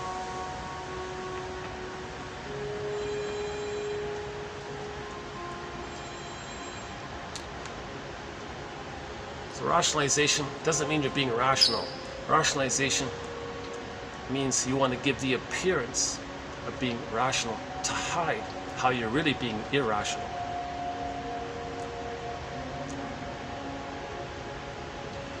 Psychoanalysis insists that the curative process comes through the putting of things into words. So that's the whole journey. Put it into words. Rumpelstiltskin, find the words. That's why we need poets. They're good with words. That's what I was saying before. I regret not learning about words too much before. Yikes. What a pity. I'm very eager to learn new words. Yesterday we learned a new word. What was it? Tenacious? No. Yesterday we learned a new word. What was it? Okay, never mind. It's in the... Let's finish this one here. Psychoanalysis insists that the curative process comes through the putting of things into words, or, more accurately, combining things with words. And when this is done in the presence of another person, the analyst, those connections can be reflected upon. So we're metabolizing, or making it conscious. Make the unconscious, because the acting out is unconscious. Make it conscious, we stop acting out.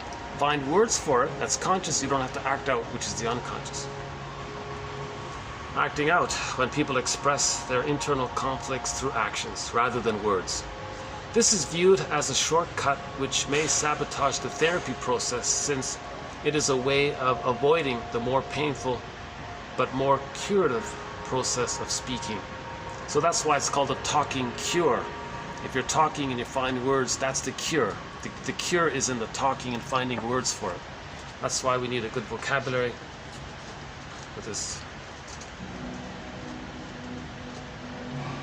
Transference involves the repetition of relationships from the past in the current relationship between client and therapist. Again, transference involves the repetition of relationships from the past into the current relationship between you and someone else.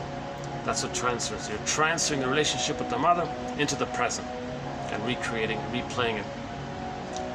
Well, here's another one on rationalization. Rationalization is a defense that helps people to explain away. There it is, explain away, right? Very painful thing.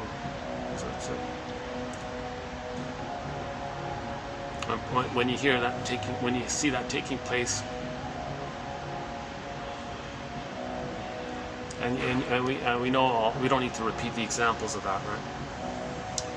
Rationalization is a defense that helps people to explain away events that may otherwise reveal unconscious sources of their actions.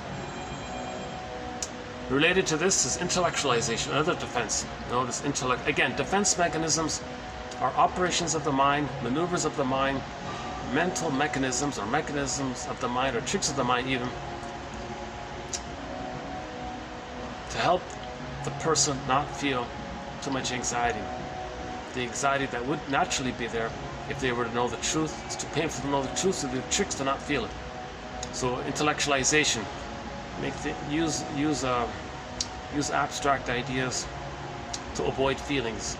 Sometimes people use words to avoid feelings. In the talking cure, we have words for our feelings. There's the link there. That's paying the piper, making words to our feelings. Having a flute from the unconscious to conscious, have some line there from the unconscious to conscious, some connection there. So a lot of people might get information and then use that whenever a feeling comes. Oh, I have this information. They'll have this information. They did it to not know their feelings. So that's one underappreciated defense mechanism. It's known as intellectualization. It's when you use ideas and words and things not to help you face your feelings, but the opposite, to avoid your feelings. So a lot of philosophies like that. They'll go on with long-winded rationalizations, on and on and on, book after book after book. It's all rationalization, excuse to not feel.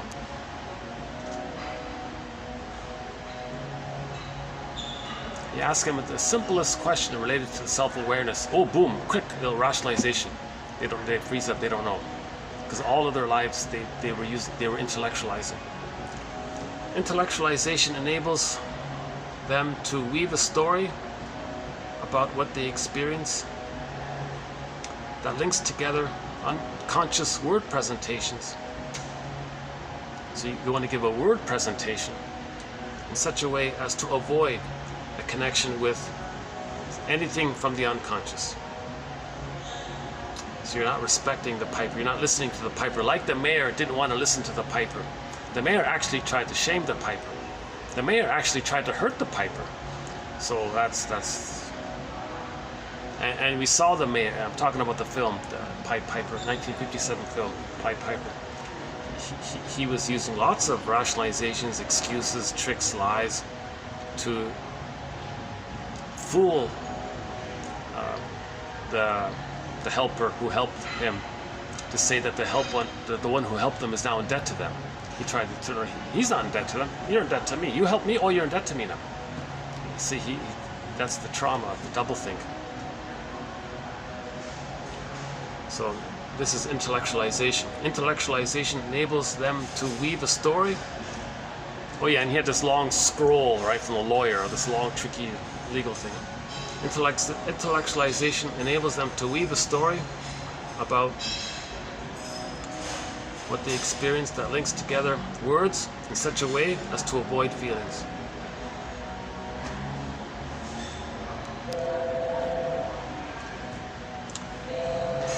Okay, we don't have much on the OCD pattern, but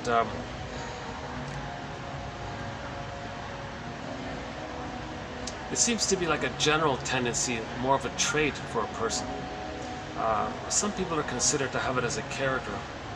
It is often said that obsessional neurosis, okay, well, let's just say OCD, obsessional neurosis, is more difficult to tackle in the clinic than hysteria because histrionics, childlike emotionality, wanting reassurance, all that.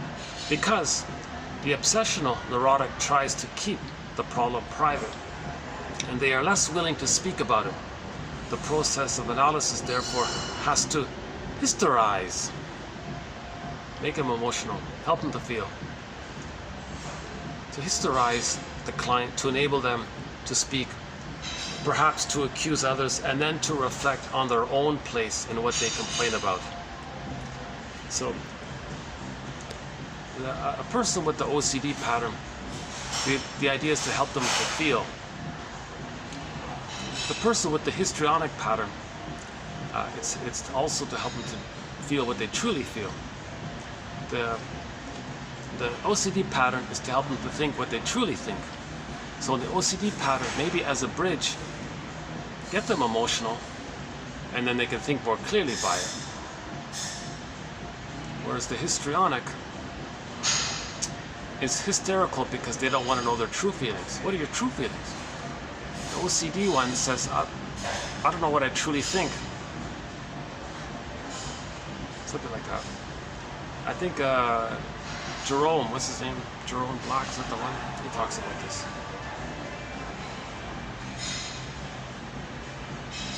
So maybe yeah, that marriage, the I Married Joan sitcom, Joan would be the histrionic or so-called hysterical, and very emotional and all this. What is she really feeling? And she'd calm down. The obsessive, that might, like the judge might be a little bit like that. Not too much, but yeah, he might be more in the obsessive one. I think it's more vivid with the odd couple, right? Felix Unger and the other guy, right? What is it? Jack Lemmon and Walter Matthau, right?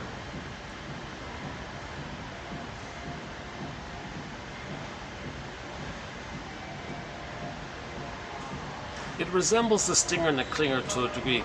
The stingers are going to be OCD, controlling every little thing. The clingers are more emotional. So how do you help a stinger, let's say? Well, maybe help them to be emotional. Push them to what they're avoiding, their feelings. Get them to hysterize. Get in touch with their feelings, let's say. What that they're hiding. Okay, now think about it. So you want to, in other words, people with OCD, you want to help them to think more clearly, he said, and people with the histrionics, you want to help them to feel more accurately.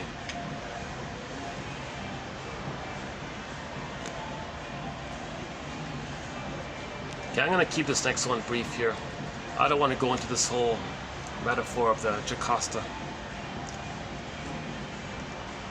So I avoid this whole phrase, the Oedipus complex, meaning the mother complex.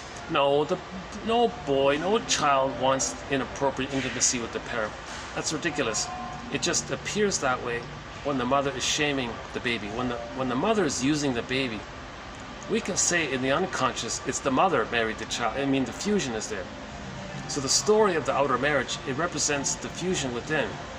If the mother's using the Jocasta, so Jocasta is the mother of Oedipus and Electra, right? Laius was the husband. So if the mother is using the Jocasta style of mother, if the mother has the Jocasta complex, that means that if it's the son, he's not getting loved, he's being used and shamed, he clings to her, so they're married within. So the son didn't want that. No son wants that. So it's more accurate to say, oh, the mother wanted to marry the boy. have them fused. I mean, not literally outwardly, like inwardly, right?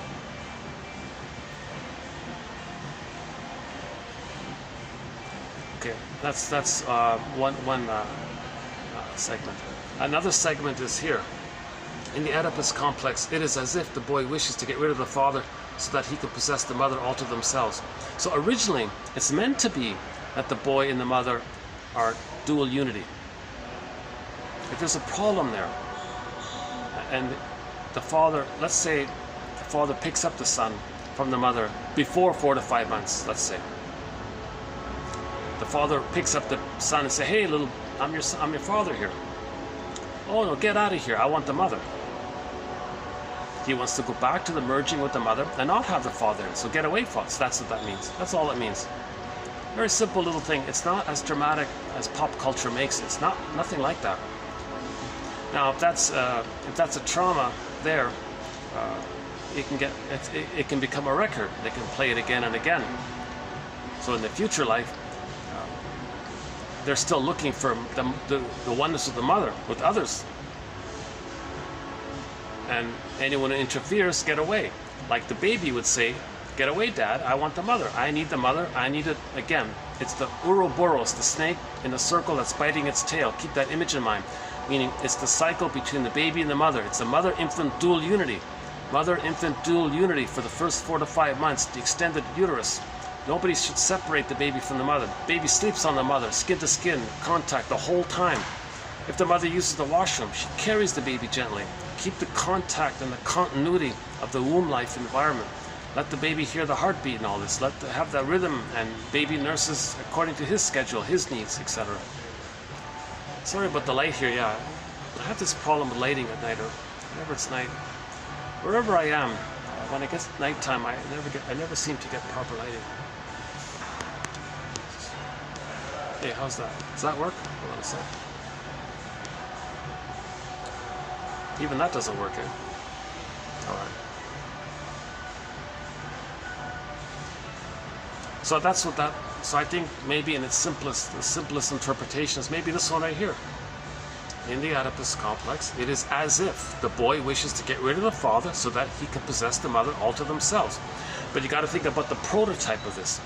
Again, the prototype, baby, the mother, it's a mother-infant dual unity.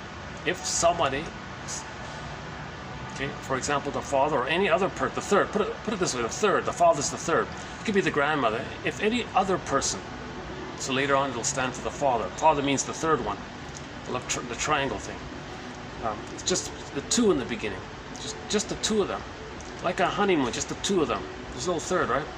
So the honeymoon is like a replay of the missing fusion. Baby needs the fusion with the mother.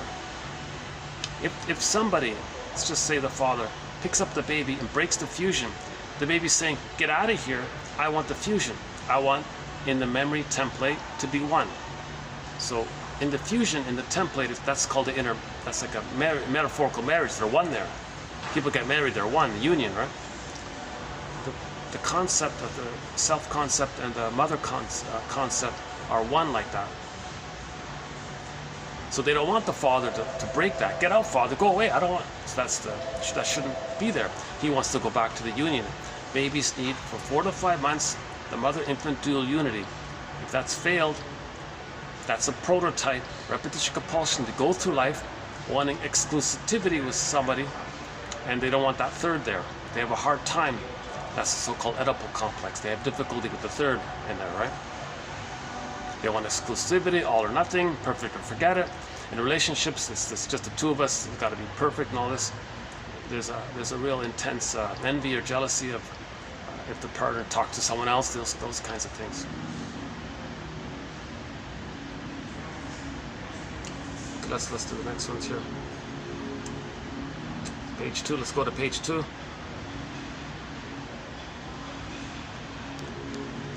Okay, we mentioned this one about the artists and poets already. We talked about the dictionary. The next one here. Narcissist obstructs and actually destroys the bridges to the true self. If the true self is hidden, if the golden ball is hidden in the mountain, and the person ends up with narcissism, whoa, there's like a real gap there between the idealized self and the true self, the wounded true self. So we gotta, narcissism breaks that bridge. We gotta create a bridge. Healing is about creating bridges. We gotta create a bridge between something in the unconscious to make it conscious. That's the bridge. That's the Hermes, the bird flying across. We need these links between unconscious to conscious. We got to make the unconscious conscious. That's like a bridge, in other words. In the beginning, the baby has what's called part object relating. Sometimes it's called the I-it relating. The breast is just the thing. I-it. The I-it relationship is perhaps what Melanie Klein has designated as part object relating. Thus, to the greedy infant, nothing about his mother matters as much as her breast and the presence or absence of it. So again, baby's just relating to the breast, doesn't see the mother as a person with feelings, her as a person in her own right. The baby's first mother is just the breast. That's only a part of the mother. That's called part object relating. The goal is to upgrade it to whole object relating. In narcissism, they go through life seeing others as symbolic breasts. Use it, great. Don't eat it, throw it away. Others are like oranges. Get out the juice and throw away the rind when they're finished. All this. Lucy Holmes talks about that one. Here's another one on transference. Transference. Sorry about the lighting. Yeah, is there any way I can get the... Oh, hey, what about this? Is that better? Not really, eh? Okay, just a couple more here. That's okay. Transference. Transference is... Hey, what if I do this? Let's see. Hey, hang on. What if I do this? Hang on. Does that work? I can generate some light. Hang on a sec. Can I get some light this way? It's an experiment. No? Doesn't work? Oh, we lost it. Well, that's why. Oh, hang on. Just trying to get some light here.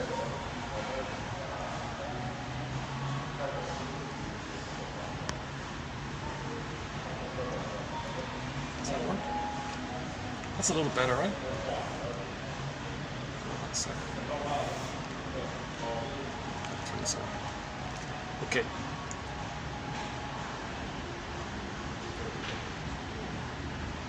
Okay. All right. Sorry about that. All right. Transference is characterized by the fact that the perception of another person is determined primarily not by that other person, but by the inner situation of the projector. So I see you based through my projections. That's basically it. Look at this one here. Analysis of the transference. Analysis of the transference reflects in the analysis all the turmoil of the client's actual life problems. Yeah. So the therapy room is a snapshot of the person's life in general. He's recreating his general life problem, and the therapy room is like a micro version of it. To know what's happening generally. As a result of the withdrawal of the projection. Still not working, eh? Thought I could trick my camera to give me some more light here. It's not working. As a result of the withdrawal of the projection, perception of the analyst becomes progressively closer to the actual person of the analyst. The more and more we withdraw our projections, own our projections, the more we see people for who they are in reality. Just wounded people, just who they are. So you get an accurate. You don't exaggerate it through flying your boogeyman image onto others and exaggerate things and distort things.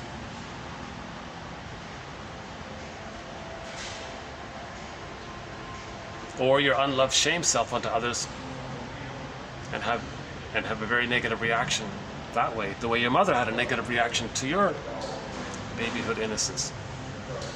See, you project your wounded babyhood innocence onto others who are wounded and have a very negative reaction towards them. Oh, I hate, don't be weak, I hate this, don't have feelings, too sensitive, and have this whole shaming.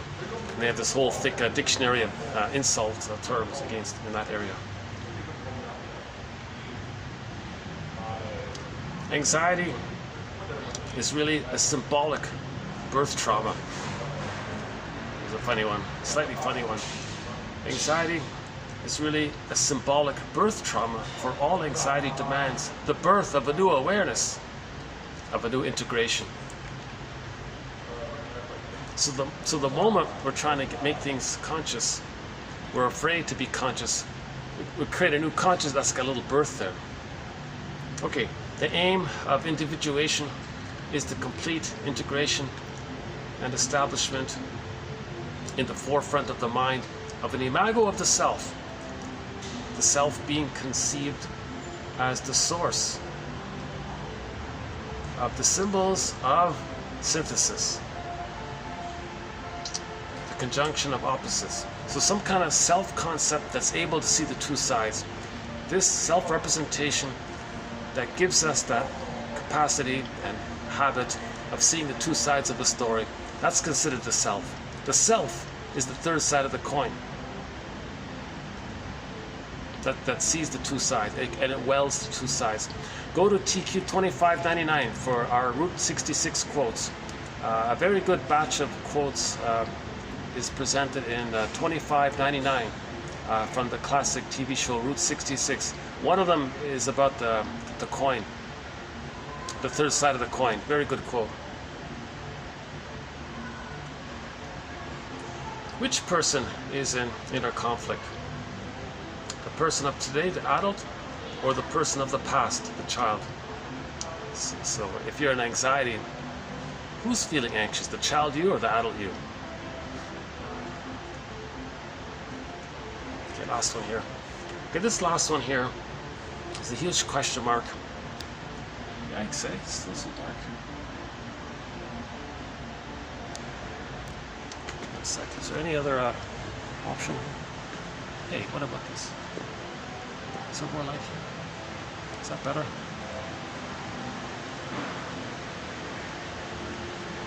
A little better? I don't know. Let's just try this for a bit.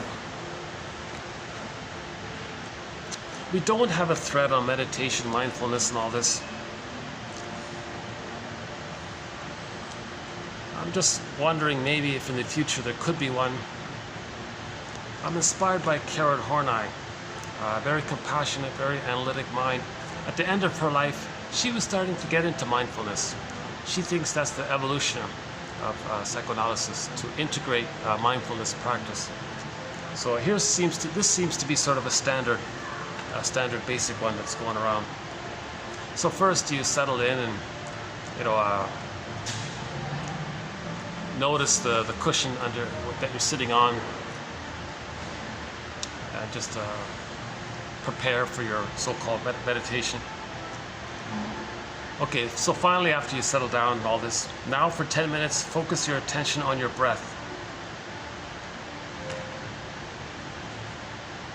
Don't try to control its rhythm, but just notice it happening.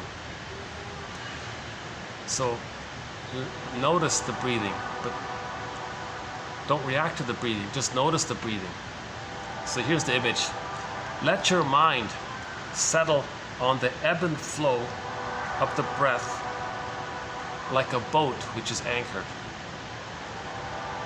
So imagine a boat anchored somewhere.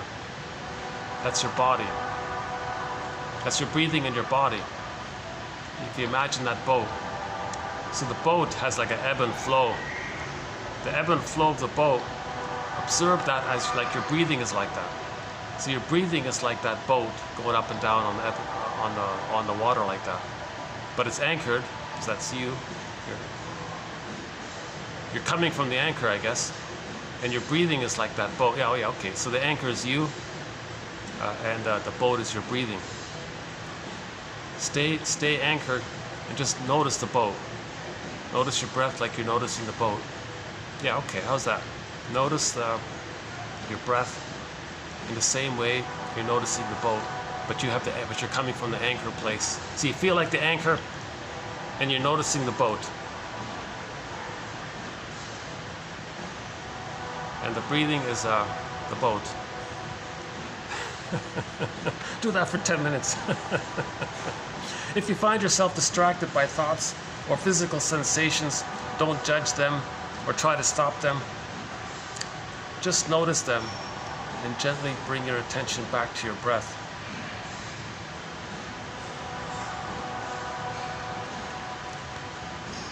So this is all a question mark for me. Just put it here. And she was saying here, yeah, Miss Barker, she was saying that people prefer to use mindfulness instead of like Buddhism or like sitting meditation or moving meditation, to avoid connotations with philosophy and religion and all this. So they just stick to mindfulness practice. Interesting point.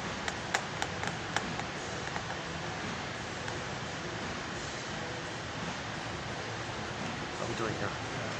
Well, I guess I should start the wind down here. Unless we could go to the, let's go to the rooftop, take a peek from the rooftop, see what it's like. What is it here? Tuesday? Yes, Tuesday, early evening here.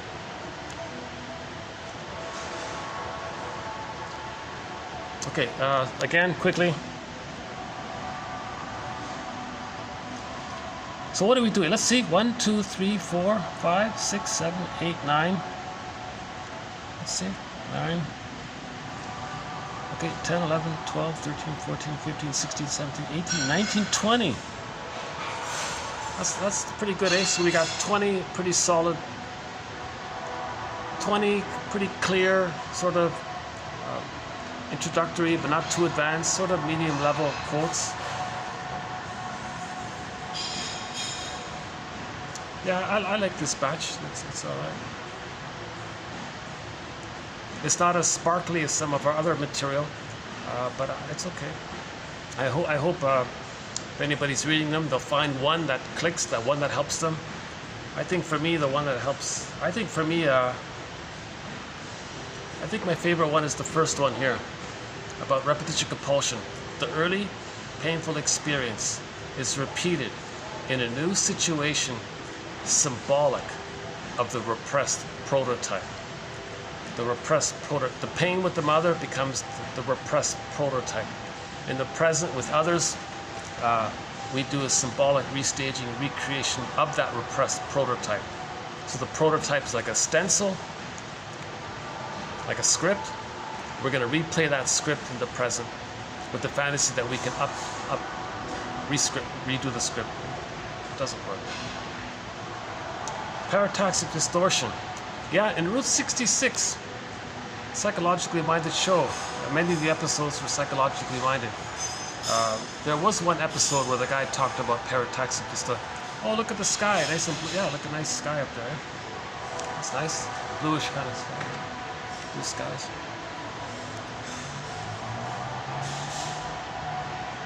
We did 2 on rationalization, okay? About the importance of putting things into words. How acting out is a defense against it. Transference, acting out is a resistance. What about the OCD? In the process of analysis, therefore, has to historize, make the OCD one a little emotional, to enable them to speak. Perhaps they will accuse others, and then to reflect on their own place and what they complain about. A lot of the OCD, they're like the silent types, you know, they don't want to say anything, they want to control everything, keep things restricted. It may be,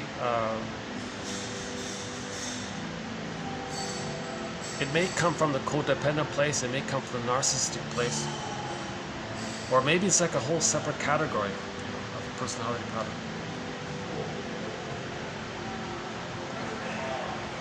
The I-it idea, that's part object relating. We got to get it to thou. Analysis of the transference. reflects in the therapy all the turmoil of the client's actual life problems.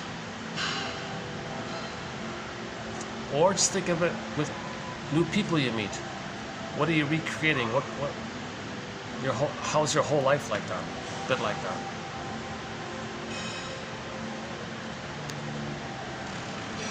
Looking for the third side of the coin again. Which person is in conflict? You the adult or you the child? Narcissism obstructs and destroys the bridge to the true self. Narcissism rejects the true self. They're afraid of the true self. That's the situation of trauma. I've learned before 18 months. So we need artists like Emily Dickinson. There is a pain so utter it swallows substance up. As one within a swoon goes around, across, avoids, around, but with an open eye,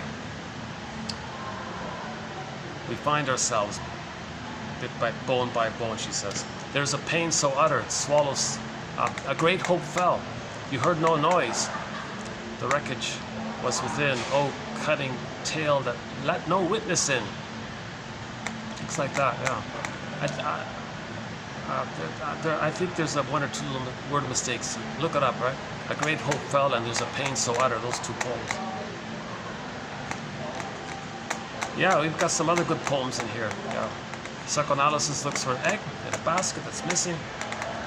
Many others.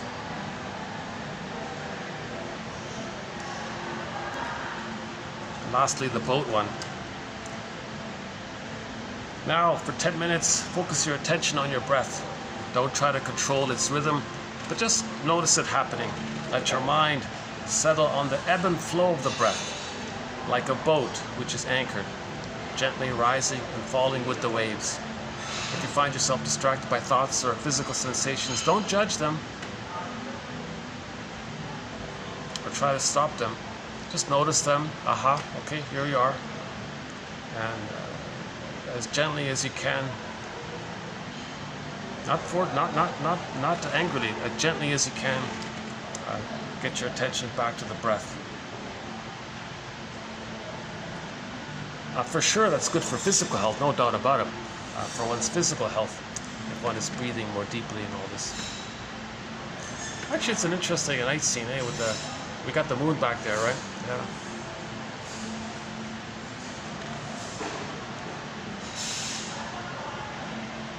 It's my first time to be here, so late. What do you say? Should we go to the rooftop or just wind it up here? Yeah, okay, let's just play the song then, yeah. Let's wrap up with the song.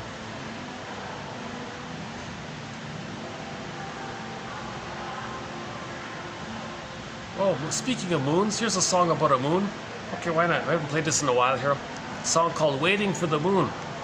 Waiting for the Moon. Yeah, nice little song here.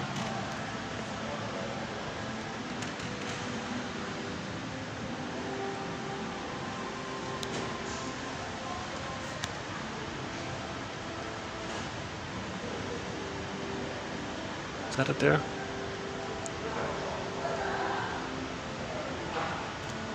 Oh, hold on a sec. Waiting for the moon.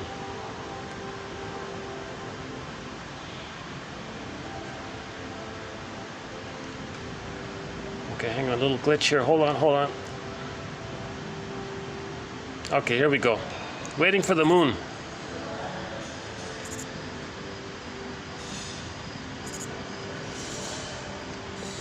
Okay, so thanks very much. This has been TQ 26, 70, and 71, I think.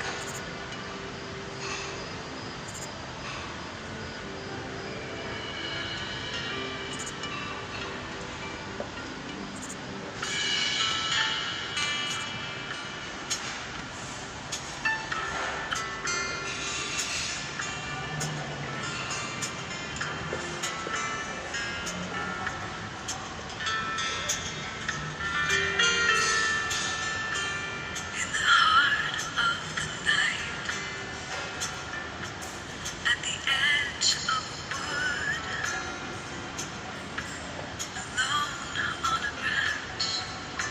What about the moon bird? Yeah.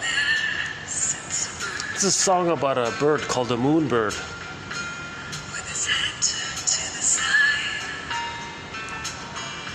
one eye fixed on the sky,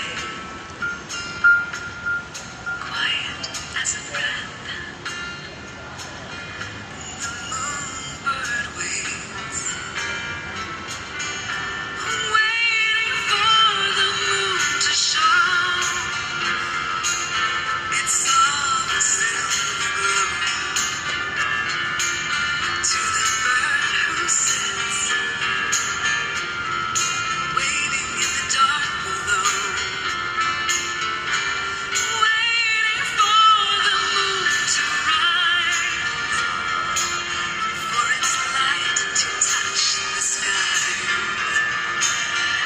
fill the moonbird's eyes, and its heart with delight.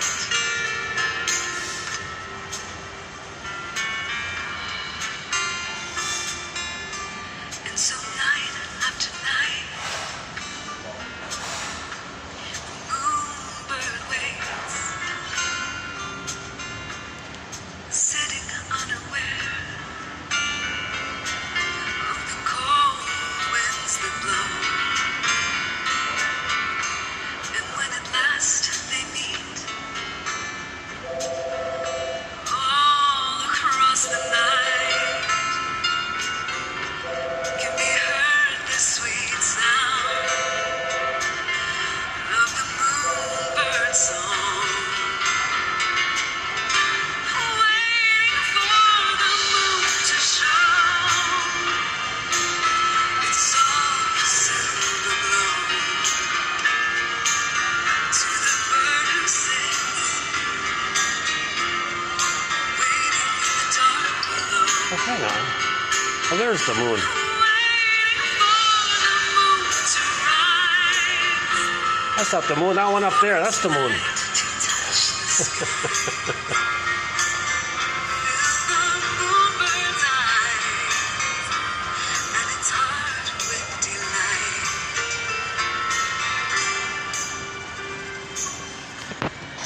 Okay, I'll redo this one with the moon. I think I missed it. Okay. So,